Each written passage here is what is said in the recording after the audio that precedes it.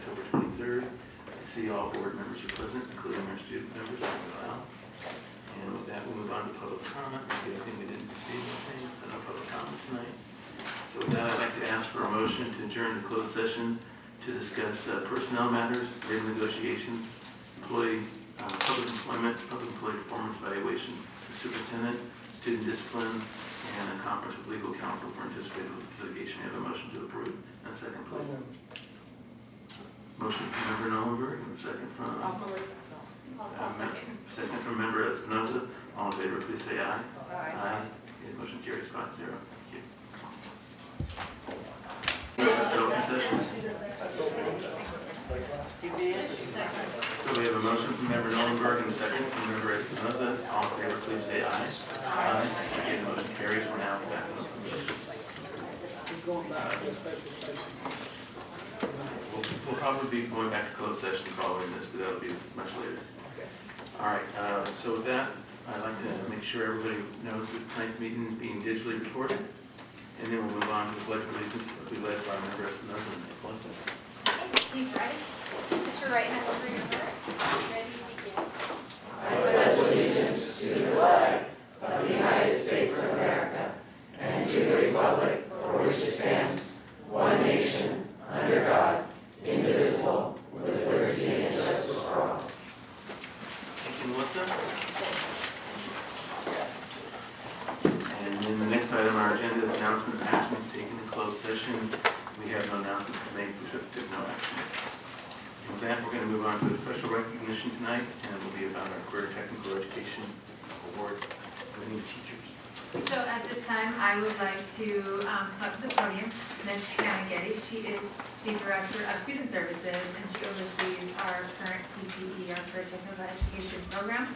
So she will be running through the award that we got last year and then recognizing some of our teachers who I see are here. So welcome. Thank you, Dr. Fricker, and our esteemed board members and cabinet, and good evening, ladies and gentlemen of the public. It's an honor to be here to recognize some of our extremely hardworking teachers who get to offer our students a very different experience, more hands-on part of their day and their classes. So because the high school was recognized as a California Distinguished School in 2019, we were eligible to apply for the Exemplary Program Award in the category of Career Technical Education, CTE, and we won it. So,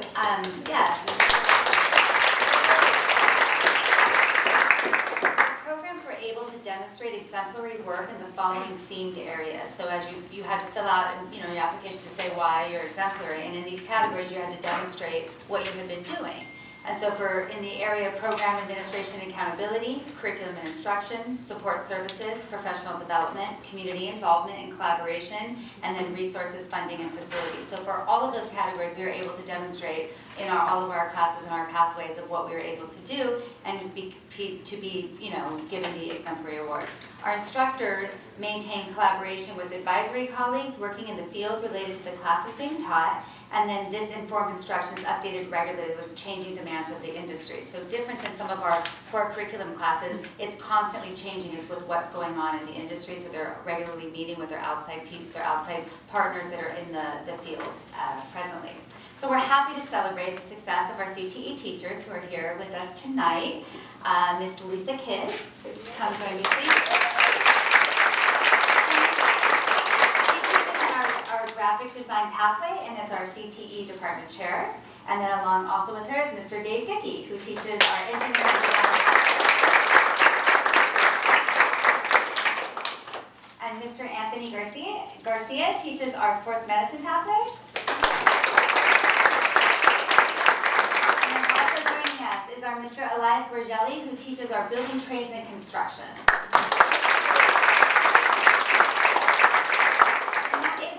Tonight is also Mr. Savai Liu, who teaches our digital photography pathway, and then Ms. Kim Allen, who teaches our entrepreneurship pathway, and then Jean Simmons is teaching a computer science class that we're hoping to incorporate into a pathway as we move forward.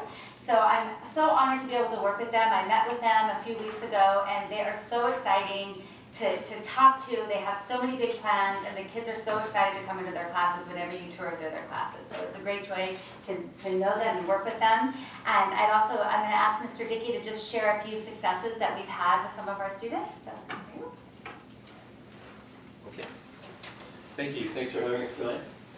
So this morning we were talking about some successes in our programs, and I wanted to share just one from each teacher so really quickly. So Gene Simon said that in his app development class, they're growing coders building apps that run our devices.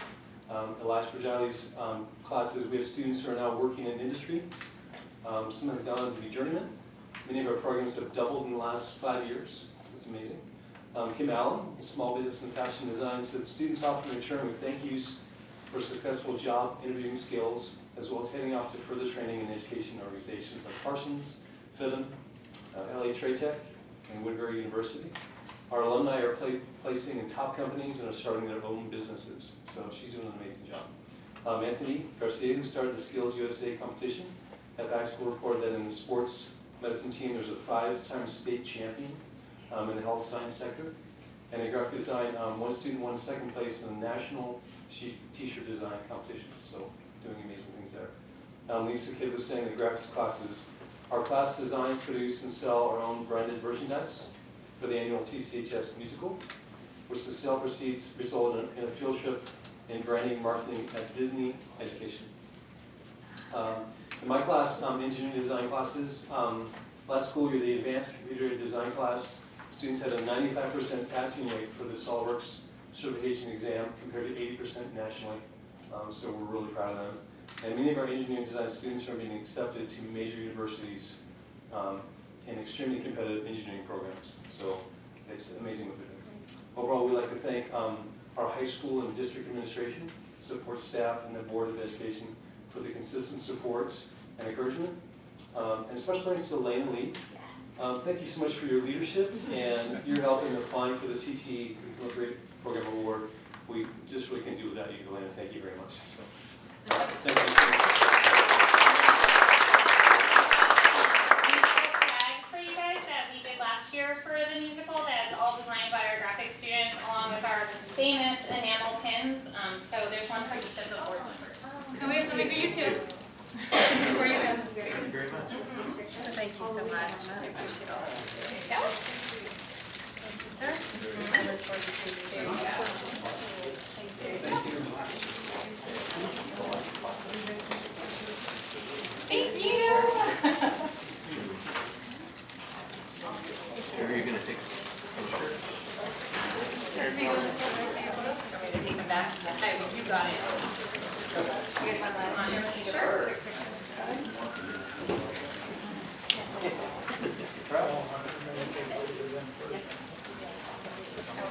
No, I want to buy it. You like to capture everything? Okay, that's great.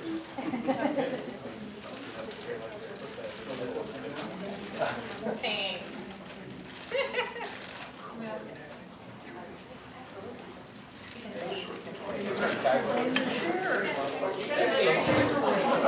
I'm kidding. I'm joking. No. All right, you ready? Okay. A little closer, Dr. Lynn. There you go. Good, right there. Okay. Good. Very lucky. He's hungry. He's a health guy. All right. Good.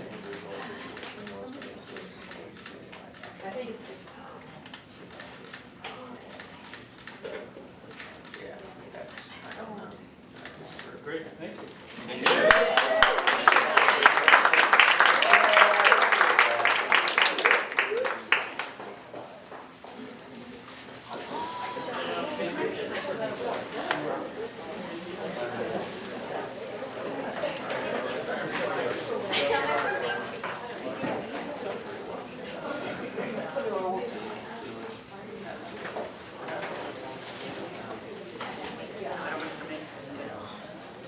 Okay, moving on to our agenda, item number 11, public comment on non-agendized items. I do have 2 requests. The first is from Janet Smith, who would like to thank the district and the board for supporting the Relay for Life Temple City at the event on October 12th. Yeah.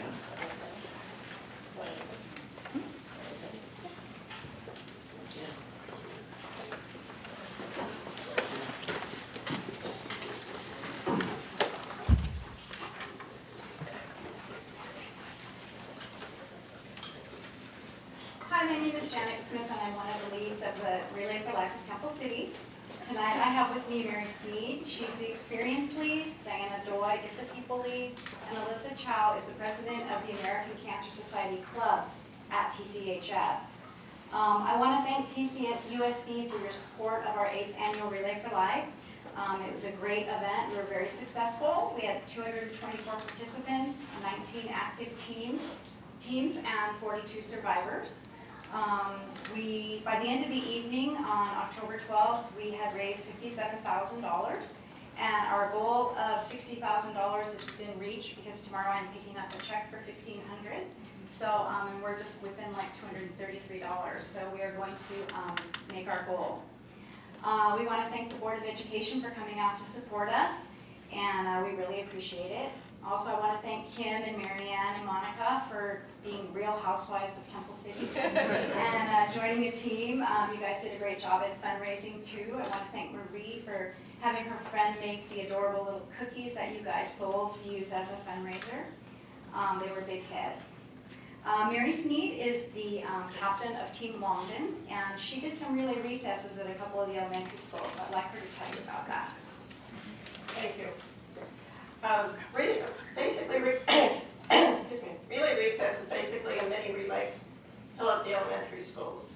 We did our first relay recess at Longden 6 years ago, and it's just kind of grown from there. This year we did offer to all the schools, and we had one at La Rosa, and then we had another one at Longden. We tried to tailor it to construction, recess schedules, however it works for the school.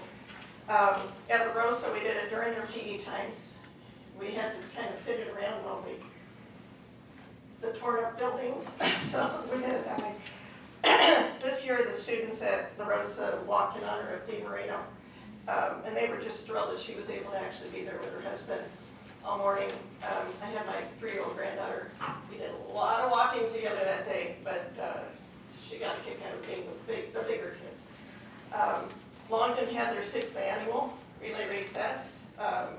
They usually do fundraising in conjunction with theirs, and this year they were able to raise over $2,400 just by asking families to send in money. And I think we topped $4,600 by the end of relay. Excuse me, I appreciated Dr. Fricker and Dr. Porter coming that morning and joining us. My favorite part of the morning is when we have 1,100 students and staff walking together for the first laps. It's quite impressive to see the whole school walking together in the fight against cancer. At Longden, they also help us decorate hundreds and hundreds of the luminaria bags that we use at relay on Saturday night, and so the kids always like to do that. And then I really want to thank our high school ACS team. They came in. They were like lifesavers at relay.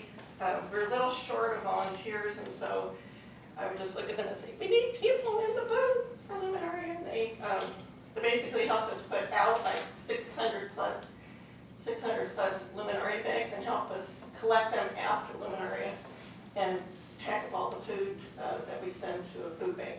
And because of Scott Wardlaw's work, he got donations of almost over 2,800 cans of food which went to a food bank. So that goes back. But I really appreciate all the work of our young people, because by the end of relay, us old people are getting a little tired. So, but thank you again for I appreciate you coming out that morning and walking our first laps with us. Thank you. It is great to see the students joining us in the fight against cancer. Alyssa and her TCHS American Cancer Society Club had 20 team members, and they did some things to raise some funds as well as be really helpful during that day. So Alyssa, do you want to tell us a little bit about your experience? So hi, my name is Alyssa, and I am a junior, and I am the president. And so basically, yeah, we had about 20 team members, and we created bracelets and We baked homemade cookies to sell during the actual day, and collectively, with the money from that day and from donations, we raised about $1,500 from our club, and then we also collected cans for the Luminarius ceremony. And I would just like to thank you all for your support and for your and just for donating to the Relief for Life event, and thank you for your support towards the high school. Also, like La Rosa, who had support for the teacher who is battling cancer, they also had a team at Oak Avenue. My son was the team captain for Reina's Royals. There is a teacher named Marlise Reina who is battling cancer right now. And they had the largest team with 43 team members and raised over $3,300. But more than the money, it's great just to see how the school community comes out to support a teacher at their school who is in the battle for her life. Lucy Lewis, our volunteer coordinator, she had Temple City High School students who were there from 6 a.m. in the morning, and then more came back and stayed till 10 p.m. at night and helped us with all the things we need to do to make relay work. And so it was really great to have so many volunteers. And Diane Blank at the high school helps us get the Sign Up Genius sent out so that we can get the students to sign up. So it's really a collaborative effort with lots of different people, and we want to thank you guys for supporting us. Thank you. We just have some certificates for you. Diana.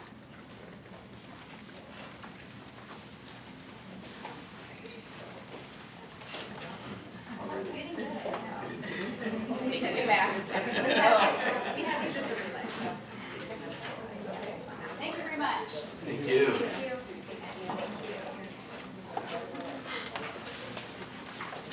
And then our next request is from Kristen Luna, who is from the San Gabriel Valley Mosquito and Vector Control District. Kristen.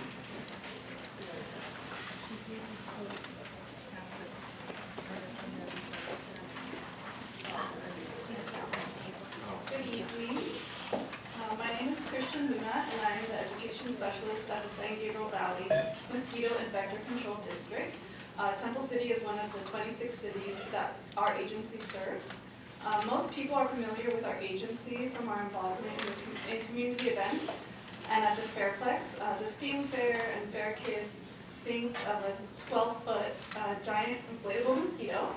But we also have a robust NGSS-aligned school program called EcoHealth. So based on One Health principles, EcoHealth focuses on interdependent relationships between people and the environment. There are relevant connections between mosquitoes and the standards at every grade level. EcoHealth takes big concepts and connects them with what's happening in students' own backyards. Students apply basic ecological principles to control mosquitoes in an environmentally safe and interactive way. Our vector inspectors, or VIP for short, is our citizen science program and provides students with the opportunity to serve their communities by becoming public health advocates. We also encourage high school involvement in VIP. As laboratory analysts, they receive public health training and engage in activities available only to university students and employees of vector control agencies. Our educators are fingerprinted and background checked, and our district will provide a liability certificate for all schools in your district for the academic year. Our agency is committed to protecting residents from vector-borne diseases. One of the most powerful tools to accomplish this is education. EcoHealth vector education programs equip students with the knowledge and that is necessary to stop mosquitoes from growing in and around their homes. And our programs are free to all schools within our jurisdiction, which includes the city, all year round. Thank you for your time. Okay, thank you. Okay, moving on to item 12 on our agenda, district updates. And we'll start first with business services and Marianne Zarral. Marianne? Good evening. We've been spending quite a bit of time reviewing pickup and drop off at each of the sites. The principals are very diligently out in the morning and the afternoon supervising. We will be recommending that We add one additional crossing guard at La Rosa and Longdon. We've spoken to the city manager about that request and that need. This work is being done based on a letter St. Luke sent to the city expressing some concerns in their neighborhood. Business Services is working on a kindergarten grant. It has a 25% match. It's the third wave of funding. The first two waves of funding were only for districts of severe need, which unfortunately we do not qualify for, but there's a lot of money left. So we're applying this third wave. I'll bring you more information as that comes forward. It's about $800,000 per classroom, and it's based on funding as a district moves from part-time kinder to full-day kinder. We're also applying for a tree grant. We applied a couple of years ago, but we had to take 5,000 trees, and we don't have a large enough district to plant 5,000 trees. Large enough city. We have nowhere for the children to stand. So we did that one. No, shade's good. We also tried to work with the city to see, like, can you take a couple thousand trees? And they said we can't do it either. So this one's a little bit smaller. They're getting back to me with details, but it's primarily fruit trees, which might be interesting for the students to learn about that. And if you can only take a certain number of fruit trees, they'll also let you take some shrubs that grow berries. So I'll bring more information back to you on that. We had a meeting with Standard & Poor's this week, the rating agency for the bond refi, which we'll give you some more information about in a few minutes. And the last piece is the audit firm is here for their third part of their audit. They'll be completed by Friday or Monday, and then the audited financials will come back to the board in December. Thank you. Thank you, Mary Ann. Then next we'll move on to Educational Services, Dr. Joshua Porter. Josh, again. Thanks. This week we met with our counselors regarding the external credit offerings and the impact on staffing at the high school. Work will continue in this area. We're going to continue working with Richard, counselor, union representatives, Kyla, and some of our other department leads, continue to evaluate the board policies and current practices and how it's impacting our school and the staffing there. We reached out to the foundation over the past couple of weeks, and we offered some of our support to help with the summer school to get the WASP accreditation for the classes that they offer. We sent them some of the information. We're waiting to get back. We're looking to kind of help walk them through or support them through this process. I'm really looking forward to kind of getting them through and making sure they get off to the right start. The elementary standards-based grading initiative that began a few years ago. Today our teachers met to continue their work in that process, trying to calibrate some of those grading practices. While I was not initially part of this meeting, I was very happy to have the opportunity to join in with some of the teaching teams and meet with some of those teachers to kind of hear some of their concerns and challenges and work through some of the opportunities they have to move forward and really turn this into a good program or a good practice for them. I really looking forward, in this particular case too, we're going to continue to work with our union, specifically Alan and some of the others. There are some things that we need to continue to work through. There's some trainings that they need, and they did a really good job of just kind of buckling down and articulating some of those challenges so we can really try to find a way to support them, and that's really our ultimate goal. So, and that's it for. Great, thank you, Josh. And then moving on to Personnel Services, Dr. Monica Makovitz. Monica. We've been focused on filling the leadership positions at the high school. I have to thank the staff and the union for helping find candidates for the assistant principal and for the athletic director position. We should have those both wrapped up at the end of this week. So we are looking forward to filling all the slots so Mr. Chris Holmes can take the helm at Longman Elementary School. We are also working to flesh out our sub-pool for teachers and for classified staff. So my office has been working really hard to get those interviews in and get those positions staffed. Great, thank you, Monica. Okay, moving on now to item 13, bargaining unit comments. We'll start first with TCEA. Ellen, do you have anything? Thank you. Trying to write something down while you all were in closed session. Let's see if it makes any sense. Maybe you want to turn the recording off. That way I can deny everything I've said. Just wanted to thank, thank Mary Ann for your budget presentation. I wasn't here for it. I think it was October 9th. Thank you. Takes a lot of time, and you're very busy, and just want to commend you on being a wonderful CBO. You know your job. This is not an attack on you. It is statements of facts that I just see in our budget. Marianne does a wonderful job in underestimating the and it's on video, you can watch it, in underestimating our revenue. I wish you'd do my home budget for me. She underestimates our revenue that we receive, and she also is an excellent budgeter in that she shows that we have more expenses than we do. So when at the end of the year, we have more money in our account. We never overspend. We have a reserve. So currently, we have an $18,405,000 unrestricted reserve. And if I'm looking at my numbers correctly, we have about total expenditures about $61 million. And so when you do the math, that's about a 30% unrestricted reserve balance. So some facts that, we can discuss this. The cost of the 1% for Temple City Education Association for a raise would be about $325,000. That number changes because I really don't know how many employees we have right now and what our salary base is at this point. The cost of 1% raise for a salary increase for our entire district is about $450,000. So I wonder, the fidelity, is there an issue? Should this money be spent on the children that we have now? We have $18 million. Is there a cap on this unallocated reserve? When does it become too much? When is it appropriate to spend on the children that we have now and the people that we have working here now?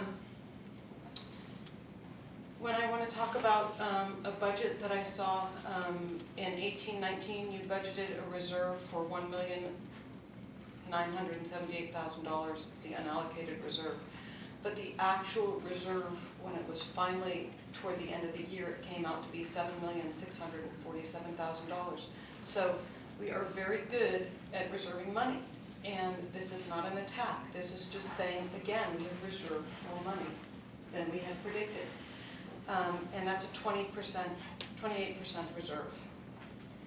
And I want to talk about our restricted reserve balance. We all know that we have a 5% cap that we keep. The state says 3%, Temple City says add 2% more on that. That's 5%. So that's a restricted reserve balance for economic uncertainty of about $2 million, maybe $2,400,000. But I kind of want to talk about, economic certainty. I know that my gas is going up. I know my rent goes up. My insurance goes up. The cost of clothing and food goes up. And so that's when I'm talking about that $18 million in an unallocated reserve. That's economic certainty. I know I'm going to have more expenses every year.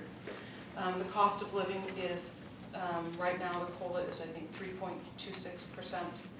So I just wanted you to have some facts here and certainly fact check me. It appears when I look at this budget that we have budgeted for all the increases in CalSTRS and CalPERS. That it remains that actually CalSTRS and CalPERS, the increases that you budgeted for have already happened and they're not really increasing anymore, and that we're at the end of those years of those increases. So we predicted that. You've done a good job. Thank you for that. But those increases aren't going to continue. They're stable right now. I have a question. There was an interfund transfer out. I think it's account 7,600, 7,619, something like that. So in 18-19, we budgeted to have $2,087,000 transferred out. So what was it for and why? We also have another $1,677,000 budgeted to be transferred out in 19-20. So where is this being transferred to? So that's just a question. So I know Marianne has stood here twice. I've seen her say that they've got wonderful things that they want to bring you, the cabinet, and they want to share with the board. And I know that TCA is on board with some of these things. We're not certainly clear on all of them. And I just want you to know that when we when we're finally, it's revealed of what it is that they want to share you with this reserve, that you consider us as well, and the fidelity of our students. Because that's what our product is, it's the kids. And so how do you turn out that product? You invest in your teacher. We love working here. It's never been an easy place to work, but we're still here. And so we're just asking for your consideration, and we hope you're here too as well in a while.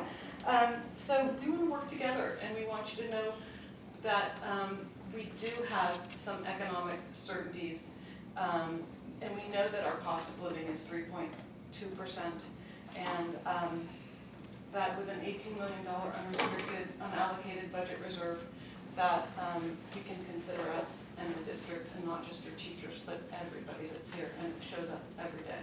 So thank you. Appreciate it.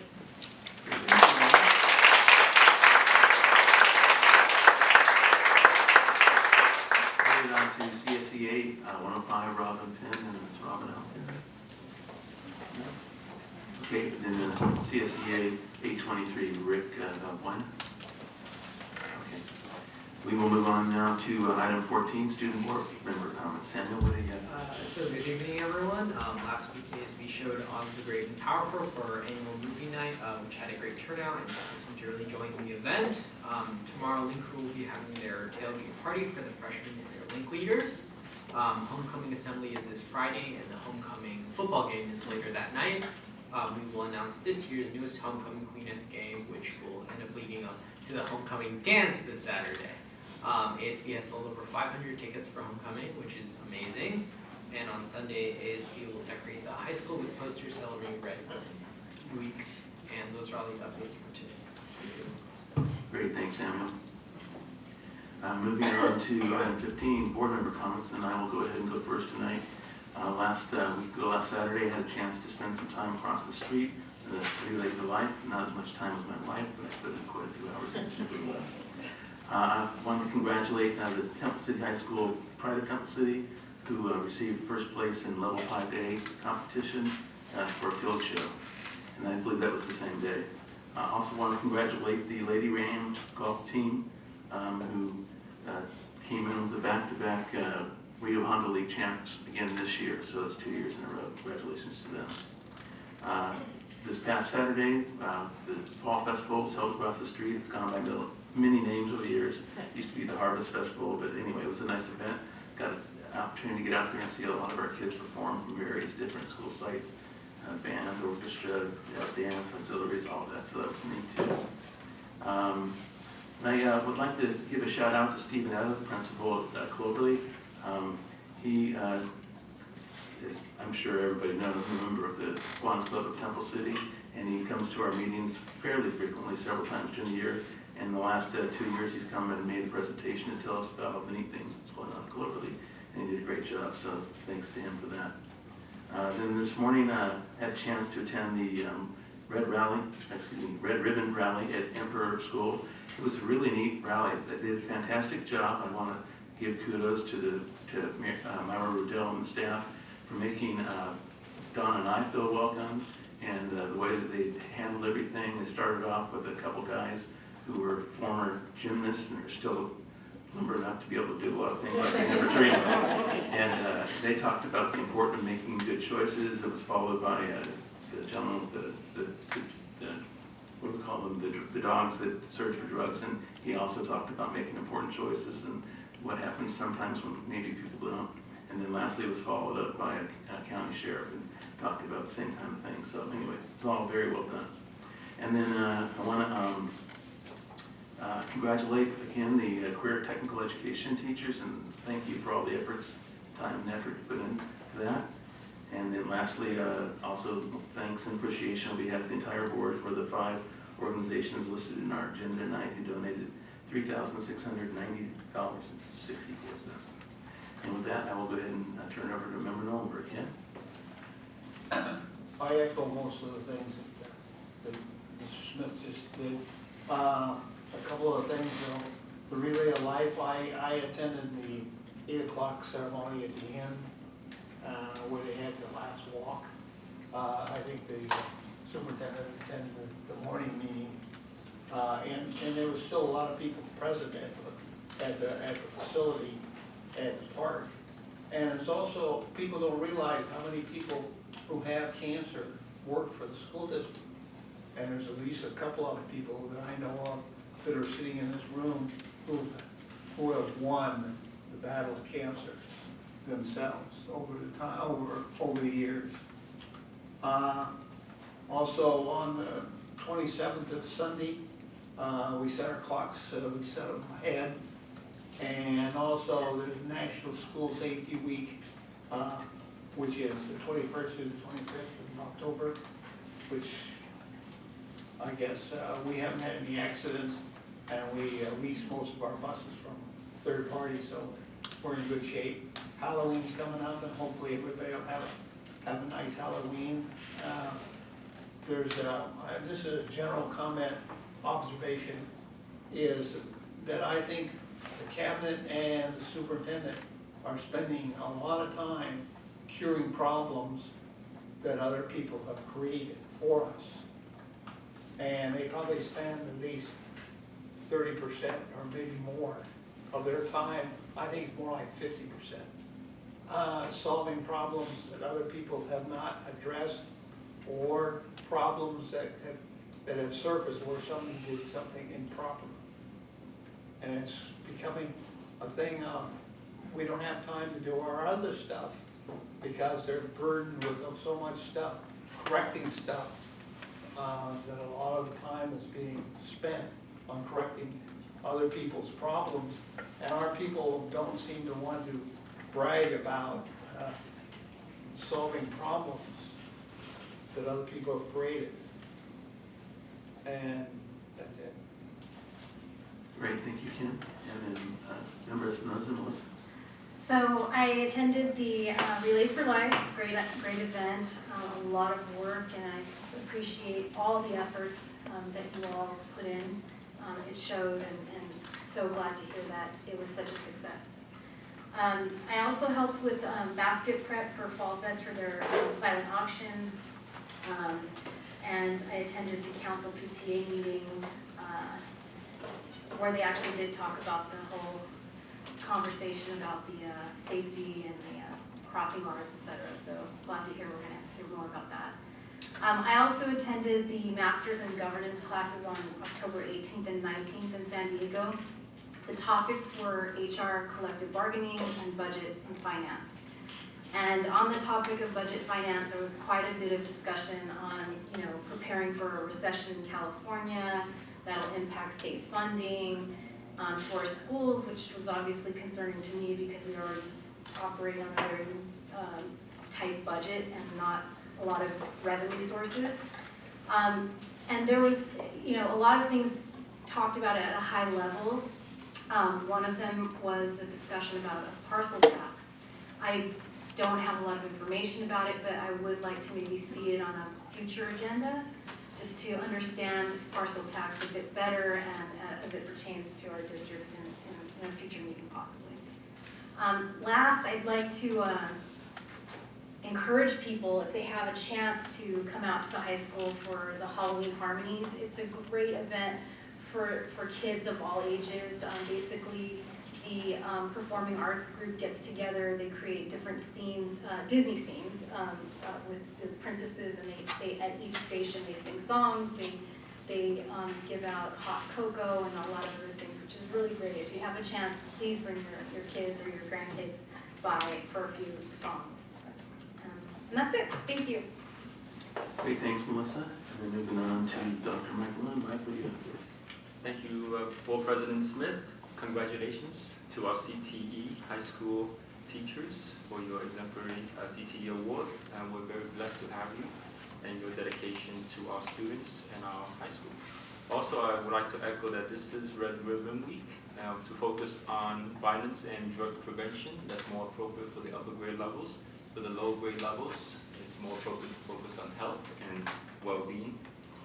I would also like to wish everyone a safe and fun Halloween, especially if you're going trick-or-treating next Thursday.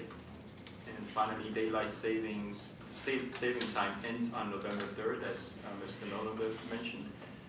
In the fall, my rule of thumb is you fall back and then in the spring, we spring forward. So in the fall, we set the clock 1 hour back on November 3rd, and therefore we gain an hour of sleep. So that leads me to make a request for a possible future presentation that our students, high school students especially, will gain 1 hour. They can sleep in 1 hour more on November 3rd, but you'll lose that hour in the spring. But, so it leads to my request for a future board presentation on SB 328 that will start in 2022 that the governor signed on how that's going to affect the high school late start, 8:30 a.m. start time. Thank you. Great, thanks, Mike. And then last but not least, Member Georgina Dunn. Thank you. I apologize if I'm repeating some things, but I also want to congratulate the high school on their CTE Exemplary Award. I know when I'm looking on the internet, what comments that people make, the CTE program, I think, is something that's very important to the community. People really think it's a valuable program, so congratulations on that. I want to congratulate the band on their award in the field show competition at Rowland Heights.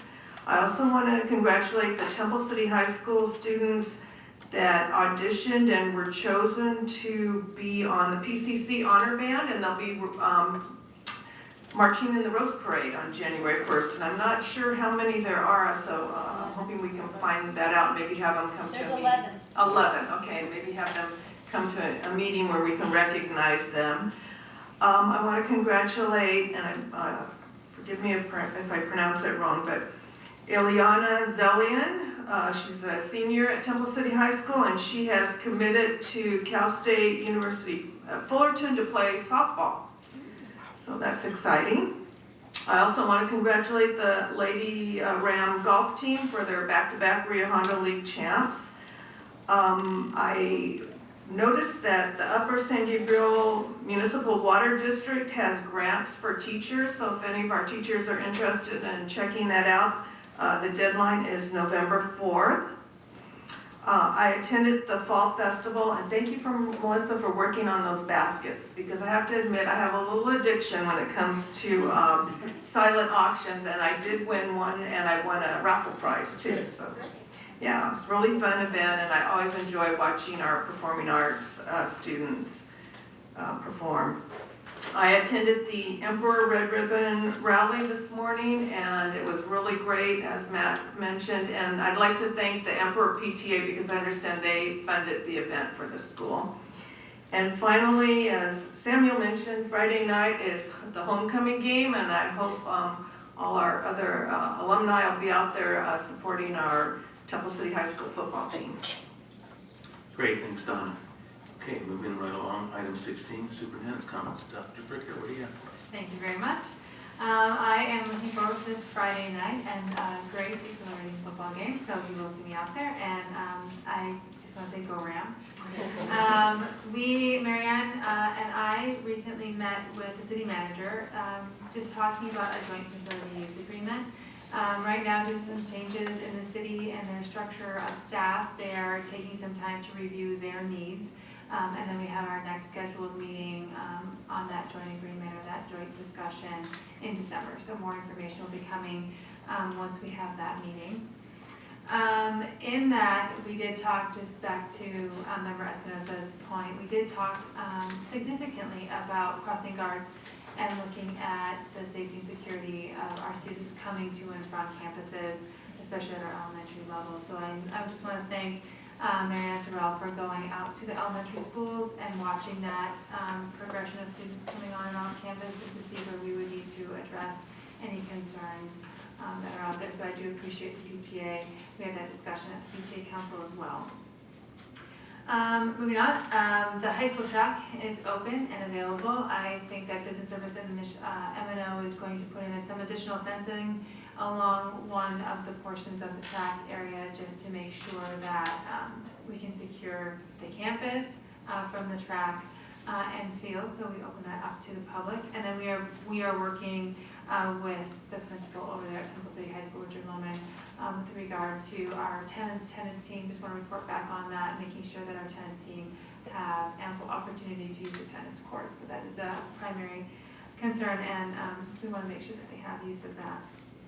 this is Red Ribbon Week, so I want to thank all of the schools for all that they've done to make Red Ribbon Week really special for our students and bring those messages to their precious ears of being safe and making good choices. And so I do want to thank Emperor and Ms. Myra Riddell, principal over there, for inviting me over to the assembly this morning. It was quite exhilarating to see, gymnasts flying through the air. I think there's some photos of that on Tcusd.com, so check it out. But anyway, it was a great presentation for the kids, and they were thrilled to be there.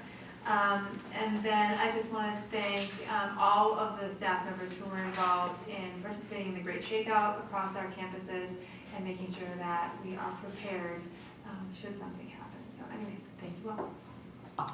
Great, thank you, Kim. Okay, we're moving on to the information portion of our agenda. The first item is identified as a student drop-off and pickup. Marianne did touch upon that during her comments, and I'm being told that we'll have a more in-depth discussion actually at our next meeting. So moving on to item 18, communication and website proposal. I'm not sure, actually, Dr. Porter. Okay, Josh? Okay, so we start up a little bit here, turn this on, and then we'll work. I'm going to have Andy's going to be here. We'll try to work on multiple platforms. Dr. Kirk will chime in. We've been looking at some of our, initially, I shared with the board early on when I first came in, we had some thoughts of how we would address some of our ADA, the content on our website to make sure it's ADA compatible.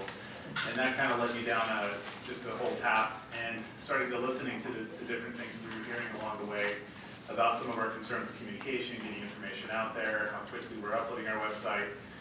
It turned into quite the project for our team. I mean, it was pretty sensitive, going from business services inside the executive cabinet all the way down to the classified, down to the sites. Something simple as looking at the amount of time to upload a picture or make websites current, the feasibility of making them current, all the way up to making them relevant to the programs that we have that we're currently offering at this moment in time. Initially, when the website was developed, I'm newer to the district. It was done very, very well. I mean, it was really robust. It had a lot of opportunities for us to share and highlight some of the great opportunities that the district had. But I did find it very challenging, as did some of the staff, to make some of the relevant updates that needed to happen.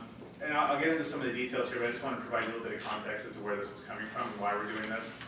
Specifically speaking, we're going to start off just talking about the compliance. There were some policies and protocols that are recently come into the legislature through federal and state law that have been highlighted that we need to make sure that we were compliant with. And Andy's done a really good job of trying to help ensure that our district's done that. I'm going to let him walk you through that. But in doing that, again, we've highlighted some of these challenges, which I'll walk you through today. So we'll go through the initial piece here. And I'll start off with the ADA compliance requirement. Basically, it requires that websites be in place of public accommodation. Now, no longer are websites just an extension of us. It used to be that websites were thought of as just an extra source of information, almost an accommodation in and of themselves. Now they are considered to be a primary resource of information for any and all communication, whether they're part of our district or not. If they want information, they go there. It's considered a primary resource. There are some inaccessibility on the websites that can be seen as discriminatory against the persons with disability. It violates Title III and ADA laws. An example of something like that would be if there was a picture or an image and somebody was visually impaired. If we do not describe what that image would look like, then we would be violating that law. They would be entitled to know that. Even more specifically, if that image was relevant to the content on the page, we would have to then dive in to be even more specific with that. So basically the guidelines apply to any page of the web page that are updated after January 18, 2018. They do have a kind of a rating compliance guidelines that we work through. And I'll just let Andy, if you want to jump in, we'll go to the next page. And he'll describe what that content really is. Okay. So yeah, like we said, we made a good decision, built a very robust website that was developed in 2016-17, well before the ADA compliance requirement got stricter. So you can kind of imagine a website that's built and it's not built really with ADA compliance in mind because the requirements aren't there at that time. So that was some of the difficulty. One, we didn't have any options back in that 2016 timeframe to have an integrated ADA compliance component added to our website. They just weren't around. The companies, after they got wind with that requirement, they quickly started coming up with ADA compliance software, but it wasn't available at the time we initially configured that website. So that meant we had to get a third-party ADA compliance software that was not integrated to our website, that was a third party kind of taking a look at our website. And where that became difficult is since the website wasn't designed with compatibility or compliance in mind, lots of false positives. They would go in and take a look at that code that's the back end of your website that makes it look pretty and exciting, and it would come up with false positives. So requiring us to go back in and maybe go through 10,000 false positives and just say, no, that's not a compliance issue, no, that's not a compliance issue.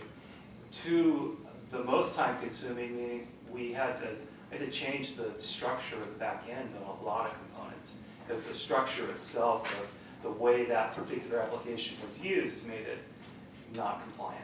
So that was very time consuming to use that third party software that if we would have had it integrated, if we would have kind of pushed forward and we would have created this design after that requirement when we did have options for integrated software or integrated compliance software, you wouldn't have those false positives because it would understand the infrastructure, and you would have developed that website with that compliance in mind.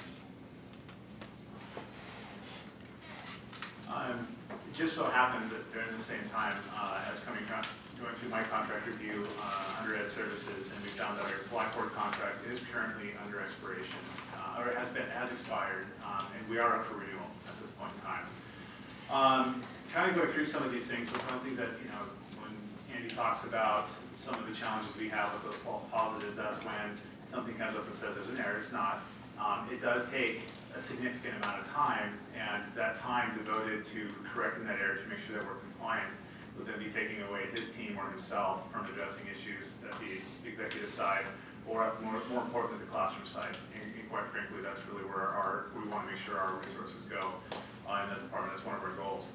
We also found that it's time consuming to update. We found that there are multiple page links to get to a page. There are a lot of hidden pages that were created in an effort to build the program out. Once a program has changed or moved away, we found a lot of open links that we could not get rid of, and some irregularities where web pages would just pop themselves back up. The embedding of calendars and the cross-talk of calendars and the simplification of calendars so that way they all integrate together was not done. It's not easy for us to maintain. It takes a lot of effort to try to get those put in place, and we're finding a lot of errors ourselves within that process. So, and then at the same time, prior to this too, we also were fortunate we had a full-time webmaster to address some of these things, but a lot of the new laws and current regulations were not in place at the time of that, so the software itself actually has become antiquated, which we'll share with you in just a second. So, some further concerns.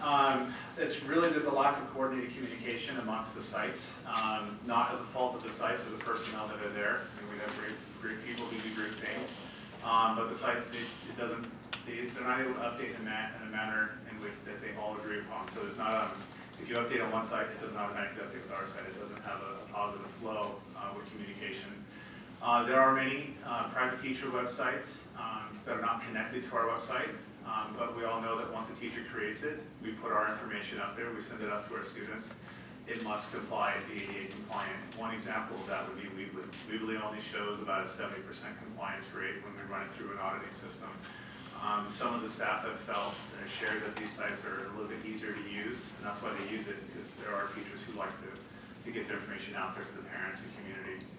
Other sites, such as Google Classroom, they are compliant, but we haven't found them to have a direct link to Blackboard, because Blackboard hosts its own LMS system, which is a learning management system that does a similar format of what Google Classroom does. Some of the website content, it's not really connected to our mobile app, so we also pay for an app, but it's kind of an auxiliary component to it. So when we update and do things in our website, we have this app that is not used by everyone out there, and then they don't have the information isn't shared amongst itself. So we looked at a couple of sites, and before I go back there, I'll just I'll kind of walk you through some of our process. You know, I've been around, and many of you guys have seen, I mean, when we look at things like mission vision, we all go to different websites, we all go to different school districts, we all want to look at different things, and we've come across multiple platforms that we found to be the most consistently used. Blackboard is one of them. Another program called School Loop is another one. Final Site, which is one we're going to talk a little bit about today, and EdLeo. I think it's important to note that we did look at the components of Weebly because so many of our staff were using it, but it did not fit the profile of a district level enterprise website hosting system for us. So we had an opportunity to look at things, and one of the ones that came up in part of our search is Final Site was one of the significant sites, and the real catch on that was the certification for ADA compliance that was posted on the corner of the website. That was a big piece for us. So that was a starting point. And then we reached out to multiple places. We do know that it's, sorry about that. Orange Unified, having contacts there, and Tustin Unified to see how their use of the website was. And more importantly, just the efficiency of it and the effectiveness of that component. Currently, right now, if there are examples that you guys would like to, we can try to pull up if we can. But we know that Orange Unified, Laguna Beach Unified, Tustin Unified, Fremont, West Covina all use Final Site as their piece, as their final compliance. And just one more quick note on that compliance piece is that when we are out of compliance, it isn't as simple sometimes as in just filing a complaint to the district. There are federal agencies, state agencies that we have to not worry about, but we want to make sure that we're addressing those needs so that those will come in complaints from multiple agencies as well as an individual.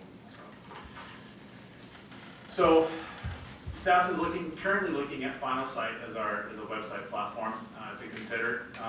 It really, in evaluating different websites, once we've figured out the baseline of what was needed in a website, we then looked at staff accessibility, the staff's ability to update quickly, and really the ease of access to it, in addition to that being mobily accessible. So Final Site has a single-step content management platform for editing. Basically, in kind of a nutshell, we'll show you a quick little video.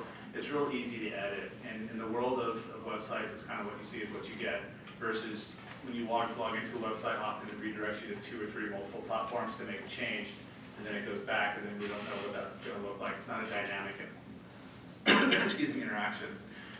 This Final Site has an integrated ADA compliance software, currently using AudioEye, and it provides a ADA compliance certification on the website for us.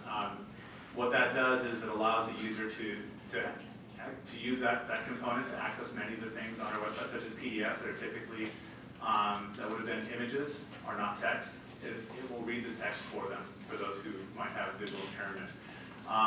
In addition to that, it also has the ability for us to go back and check as a secondary step. So as a district, any site that manages or makes an update to the web page, while it would have an integrated compliance component to it, kind of a check, checks and balance, we can then check it on the back end every couple of weeks, quarterly, weekly, whatever we see to be appropriate at that point in time, to ensure that the content is in fact uploaded correctly. On top of that, one of the bigger pieces that we liked was just kind of the integrated social media component to it. It has an upgraded component that allows you to run multiple platforms in a way that's feasible and easy to read. You don't have to run the long text. You can manage it and monitor your social media feeds on one website, multiple websites, and compress it to see fit. And then that re-engages or redistributes the size to be appropriately viewed on the mobile device as well. So if you're on your phone, you don't have to switch to an app. It'll resize it. It has multiple scaling factors versus the current Blackboard system, which has like 3 to 7 scaling factors. And that's when you get those scroll bars that are put into that. And I apologize if I'm getting a little too technical with some of those things. This is just kind of a simple editing tool, like what it would look like for us when we would walk into there or open up the site with the teams. This would be what the calendar looks like. It would be more of we'd have a little bit more ability to switch and add in calendars, pull calendars out, view specific calendars, highlight, color code different calendars. It seems like an overly simple thing, which Google Docs and many things can do. But what we like about this is it's really that one-stop shop for the community to really see where things are going on at different places in multiple locations. And then, Andy, do we have the video loaded for this one? Do we know? Yeah. Let's see if I can click it work on that. Yeah.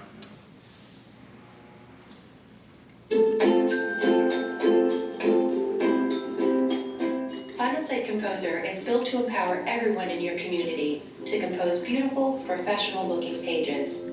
Composer provides the simplicity and security website managers require, without sacrificing design quality, functionality, or performance. Backed by cutting-edge technology, Composer offers a WYSIWYG interface that makes building and editing website pages easy. Within Composer, your site's navigation is dynamically generated to reflect the structure of your website. In other words, the way you see your page list while building your site directly correlates with the way visitors will navigate your public site. Simply drag and drop pages to reorganize your site structure and navigation at the same time. From Composer's page list, you can edit existing pages and build new ones in minutes. From this clean workspace, you can manage each page's information, behavior, and design. To edit page settings, click the gear icon. Here, you can change your page name, update the user-friendly URL, manage privacy, and set SEO information. To edit your page's design, start by opening up the Page Layout menu. Select banners, a theme, and a layout to control what elements are displayed on your page. Add elements in just a couple of clicks. Click Add an Element and select the type of content you would like to add to the page. Dynamic element content is managed using our modules. Modules are integrated tools built specifically to maintain school information, such as calendars, athletics, and constituents. Since elements can pull data from your modules, you can be sure the information displayed is always accurate and up to date. Elements intuitively format themselves to fit the page layout you choose, meaning you can transform each page from a blank canvas to an engaging multi-content page with module info and social feeds in just minutes. Any changes are instantly reflected in the page editor, so what you see in Composer is what you're going to see when your site goes live. Want to share content across multiple pages on your site? Composer makes that happen in seconds. Okay, so I just want to give you a brief overview. I didn't want to dive too much into it, but there's really, the purpose behind that was really to kind of share the experience some of our staff go through. As I'll talk about some of the feedback coming later on, you'll see that the Temple City High School, many of their staff members have gone out to create their own web pages. And we want to find something that would allow us to integrate and transfer that over in a seamless way so that their efforts really were meaningful and continuing. And then as they go to make changes, we're hoping to make that process more simplified for them. This is where we get into the nuts and bolts and costs. Currently, our Blackboard website, if we were to renew the contract that we have in place right now, which we haven't reached out to them, but this is our current cost. It's about $10,000, $10,302 for the website platform and content management system. We spend about $9,440 on the mobile app and another $5,700 on Blackboard ADA compliance package, which is what we would be reaching out to add on to ensure to work on our ADA compliance. That would bring us to a total cost of $25,442. Final site is the annual cost is $19,400 for the website. However, it does have a $21,000 one-time setup fee. What that includes, however, is a full-time project manager that works with our district to migrate everything that we've done over from our current website into the new web development platform and training for targeted personnel at each of the school sites and district locations. The annual ongoing cost after the first year is $19,400. So as we move into the kind of the side-by-side comparison between our current platform, bringing it into the ADA compliance component era, you're looking at over a initial cost over a 3-year period. We're looking at $79,200 for final site compared to $81,326 for Blackboard. Over a 5-year period, you'd see the savings just become increasing over time. So it does have an initial upfront cost, but the actual annual savings save you in the long run with that. So, in summary of the recommendation that we're putting forward before you today, we did find that this website, amongst ourselves, those of us who have worked with websites in the past and managed them and monitored them, it is a simplified and efficient content update. It's intuitive editing with the drag and drop navigation makes it easy for those who really just want to dabble with it and start experimenting with things, to those who know how to do it or like things to look professional. It has the integrated ADA compliance certification software. It does retrofit the screen to fit all devices, including mobile devices. It really is used by a lot of districts in Southern California, and overall it's a cost savings, would be a cost savings to the district. Some of our research really stemmed back, again, to start with our ADA compliance monitoring, trying to make sure that we were maintaining that obligation. We demonstration review of 3 different website platforms. We did look at them. Some of us have worked with many in the past. And it should be, I think it's fair to mention that as part of Blackboard exploring that, Blackboard did come out with a new version of their Blackboard website, which was more expensive than what we currently offer at this point in time. And it was significant. However, all of the platforms that were reviewed, they're all within a few, as you saw, the 19,000, the 24,000, 25,000 range for their annual fees for those platforms. And we explored multiple options for integration and system management. Now, the impact on personnel, this was something that we saw would be an overall benefit. Specifically, I can give you a specific example. Was our athletic webpage was being transferred. They were using Weebly to host it because it needed to be updated so frequently. Athletics happen every single day at a high school and at our middle schools, and things are going on all the time. You have your, tons of events happening and try to keep things going. So that was something that we wanted to try to bring back into our monitoring system, something that we can observe the compliance with. We wanted to make sure that the work that our staff did to adhere to our policies and our efforts to maintain that compliance and come back to Blackboard was not wasted. So that way we had something where the engineer from Final Site would work with our teams to migrate that information over so that they're not having to do the work again. We didn't want to see that happen. And then now we would hope to find opportunities for those staff to create and generate those pages as they see fit or the site sees fit. We met with our principals to discuss this. We've brought it up during our union discussions, and we're, aside from my updates to you guys, this would be a presentation with you guys from the Board of Education today. I think that the biggest discussion for our team here was, if we were to make this decision or make this change, what's the timeline going to look like? Ultimately, we're in October 23rd, so if we want this to be a pretty quick timeline, it's beneficial to have somewhat of a natural break when you make a transition from one platform to another. Sometimes it's symbolic, such as the transfer or change in a semester of a school year. And looking at the secondary level, it has a natural split right around that late January time. And so that would be something that we'd be hoping to kind of shoot for. But we would want to have things ready for you. So in October, if it's approved, we would start looking at recommended changes. We'd look at programs that are listed that are no longer relevant. We look at images, communication efforts, social media sites, things that are dead, and we want to make sure we isolate those and highlight those and get them out and delete that.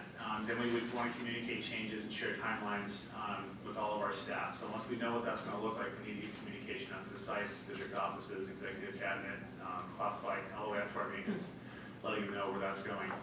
By November, December, we'd roll over the content from Blackboard to Final Site once we feel like we know the content is relevant to our current programs, and add and update new content information. We have a lot of new great things happening. We want to make sure we get that up and running.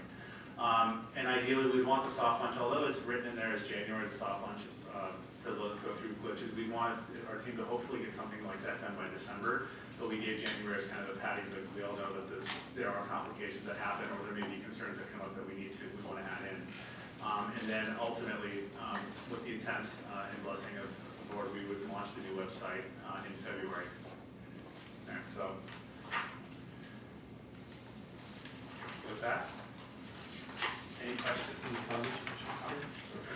Ken? Yeah, when the state or federal came out with their ADA compliance rules, did they send any money to us to convert? Yeah, I think I can answer that and hopefully in a way that's going to give you enough information to satisfy the question. Basically, my understanding, and I'm not an attorney, so I don't want to quote the law too distinctly, but these laws have been in place for some time. And basically, there has been some case law where they have challenged private industry, public schools, and private schools and the like with their ADA compliance and web services. And so basically agencies like the Office of Civil Rights for the federal government would be an agency that a complaint could be filed, and then they would launch an investigation into if it was there. Other districts have had that filed, and then they come in, and then we have to go through and evaluate and make these changes anyways. And that was something when we first came on, that was something we were trying to work through. So to make a long answer shorter, hopefully, is that the laws have been in effect for some time. They just now apply or appear to be relevant, and we want to try to stay on top of that. Okay, and then do we have to hire a full-time person to do this, or is Ted gonna do it? Well, that's the beauty of this site, is the idea is that most of us are pretty up to date with our phones, with social media. We're getting pictures at assemblies. I believe they're at Emperor today taking pictures. They could come back and the site, the point person can upload those versus sending it to a central location, waiting 1 to 3 days, maybe getting it up, and then trying to get everyone's web information up there at one time. We want this to be able to be as quickly as possible, try to standardize it like the world moves today in our business industries around us. My only question was, is this the type of service that you would need to do like an RFP, or did we do that? Or I'm not exactly sure if it is, but I just wanted to ask if that's required for a service such as this. So generally speaking, if you're purchasing a service, you're purchasing a service that's unique, like an architect or software that has functions that you need, you don't have to do an RFP if you're looking for specific functions. Okay, so that wasn't required here. Right. Okay, thanks. Yeah, I wanted to ask a question. You mentioned that it's retrofitted for all devices, so then would we still have the app? The app is still, we're still paying for that app, and it is still out there for Blackboard. If we get this, we will not have that app anymore. Oh. In use. What you're saying basically is you're gonna transfer all the information into the new system and nobody will have to do anything. Well, there'll be about 9 of us doing a lot of work. And then there'll be a lot of support. I mean, we have great staff. But I mean, the teachers won't have to do any work, or the public. Right now, they're doing a lot already, and I think that we don't recognize a lot of the work they do on the back end to get the information out to parents. And we're trying to create that avenue so that way it's in-house and make that job a little bit easier for them. So we would try to minimize it, we would try to minimize the amount of work that each individual staff member would have to do in terms of their own personal page, a teacher's page.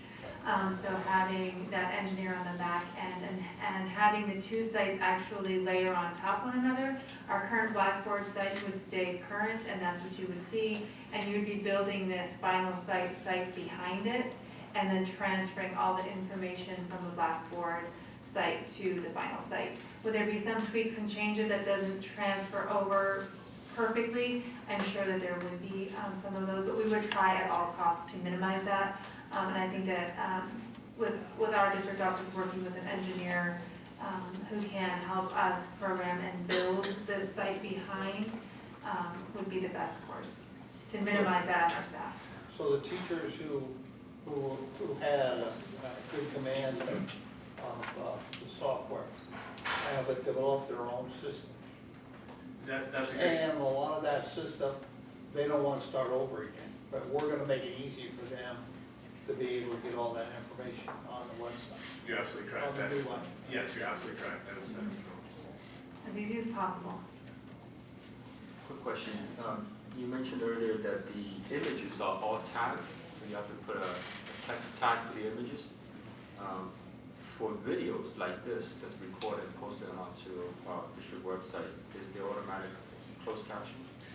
That's another good question, something that we've been looking at. There's a software that's been recommended. I don't have that one off the top of my head, but it's something that we're looking at going regardless of whether we decide to change or not. And not only just looking at the closed captioning aspect of it, but also the translation of the videos, because that's something we found that we want to make sure we open up to our public. You know, we have a lot of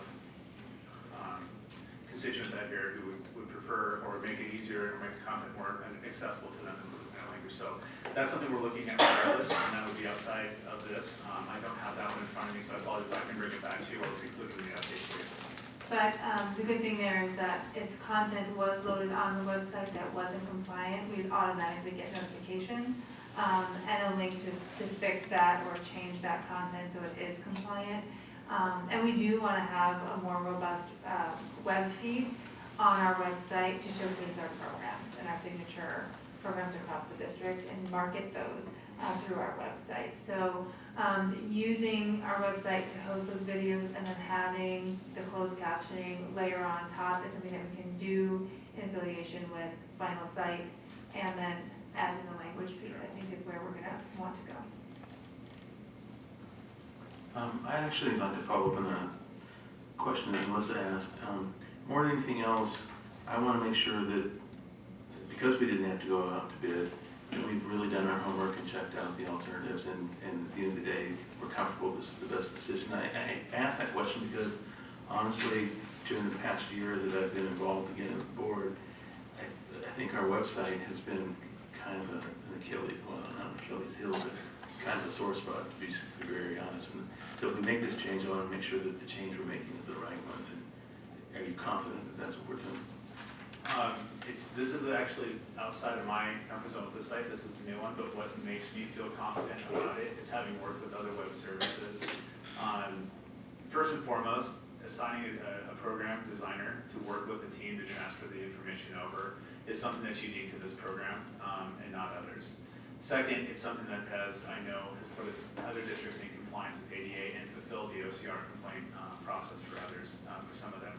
And then switching through, looking at some of those sites and how dynamic they are. And you look at some of the districts out there, there's just some pretty well-off high-achieving districts, like Lagoon Beach would be a great example of that. When those districts, and some of them are using Final Site to promote their information, it has a dynamic impact that other sites don't offer. So do I feel pretty confident? I wish I could say I'm 100% on everything, but technology evolves and it grows and it's ever changing. And I've been in a few districts, as you guys are aware, and each district has used something different and changed their website where I've been. So I think what I feel confident here is that this will get us to a place where I feel the feedback that we received and the meets the needs of the district at this current point in time. And then that should need it for a significant time moving forward.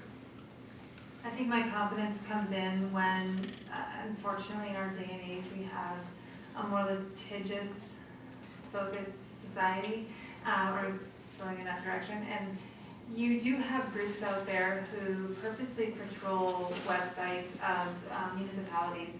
It could be us, it could be the city, it could be, a lot of other folks out there. And unfortunately, the laws don't give you provisions to say we're trying or we're attempting to, either you comply with it or you don't. And if you don't, and you do have complaints filed with the Office of Civil Rights, then you have to go through that process to go through that lengthy investigation. It's quite extensive. So with regard to the compliance end, I feel very confident that we have a certification sitting on our website that says we are compliant. And it's not just our teams managing and making sure that we have that compliance measure. It's one thing if our teams were constantly trained and updated and you look for that, that's your only specific job. It's nice to have a safety net riding underneath your website that will also be looking and monitoring in case something does slip through our technical team. So I would be thrilled on that end. The other end, on the practical end, I really look forward to that integration of school site to district site, the integration of school site calendar to district calendar. I think compiling that information in a one-stop shop and making it easy for our families and accessible for our families, and in a way that's not so troubling and taxing on our staff. If that was more efficient and effective, I think that that would be a great benefit in our communications and making sure that we're publishing good communication, correct communication, and that it's just out there for the public. Part of the difficulty in updating our current website is that once you touch a page and you update it, the whole thing has to come into compliance. And so in certain cases where we could update the entire page and make it compliant, we have. And in some cases, we've tried to delete pages that we no longer need because it's just not effective to update those at this time until we make this decision. So I'm very, very confident in the decision. Just gonna be is this software gonna become a standard, you think? Or could it become a standard? I do think it's moving and with the phase in which technology is growing and the ease of accessibility changing. I think it's kind of setting a standard of how we integrate and utilize web design as part of our everyday practice. I mean, think about Code of the Future in our elementary schools, right? They've found a way to make the user interface more dynamic and more simplified so that the general public or general population would better understand how to use and then make that accessible. So ADA aside, do I think this would be a standard? Yeah, I would say this is definitely something that most web services are moving toward. And I think as Dr. Fricker pointed out before, and Andy pointed out before, is there are a lot of companies that jumped in with the ADA compliance component to it, and they've taken an opportunity to redesign and restructure how they do things, and even Blackboard is doing that themselves with the newer version. So yeah, I do see this as moving as a baseline, as a standard. I do think that bar continuing to grow, go up higher and higher, though I don't believe this to be the last point. Is the county that we report to, are they on board or not? My understanding is this would be a local decision for us to look through. They have a different set of IT and they would make their decisions on their website. But of course, any contract that we have would go through business services and follow the proper approval processes. But the county would have to comply with the county websites would have to comply with the same ADA requirements that we have to comply with. So one quick question about the ADA compliance designation or tag or logo on the bottom. Is that backed up by some insurance liability? I did not see anything relevant to like an FDIC type certification where we're guaranteeing. They're saying it's guaranteed based on their approval. From what my understanding is, the feedback of those who have gone through the OCR complaint process with this is that once they have moved to that, that has brought them into compliance and they've been released and the case has been closed. But it all depends on the work they did to go with it. I mean, obviously we can't just put that up there and say it has it. But it is definitely a helpful tool to show people that we are doing it and that we're making every effort. What I would not want to see is something negligent where we're trying to intentionally avoid that, that type of thing. So it's not to say that it's 100% foolproof, but I do believe that it puts us in a position where we're making every effort possible to do what's right by the people we serve.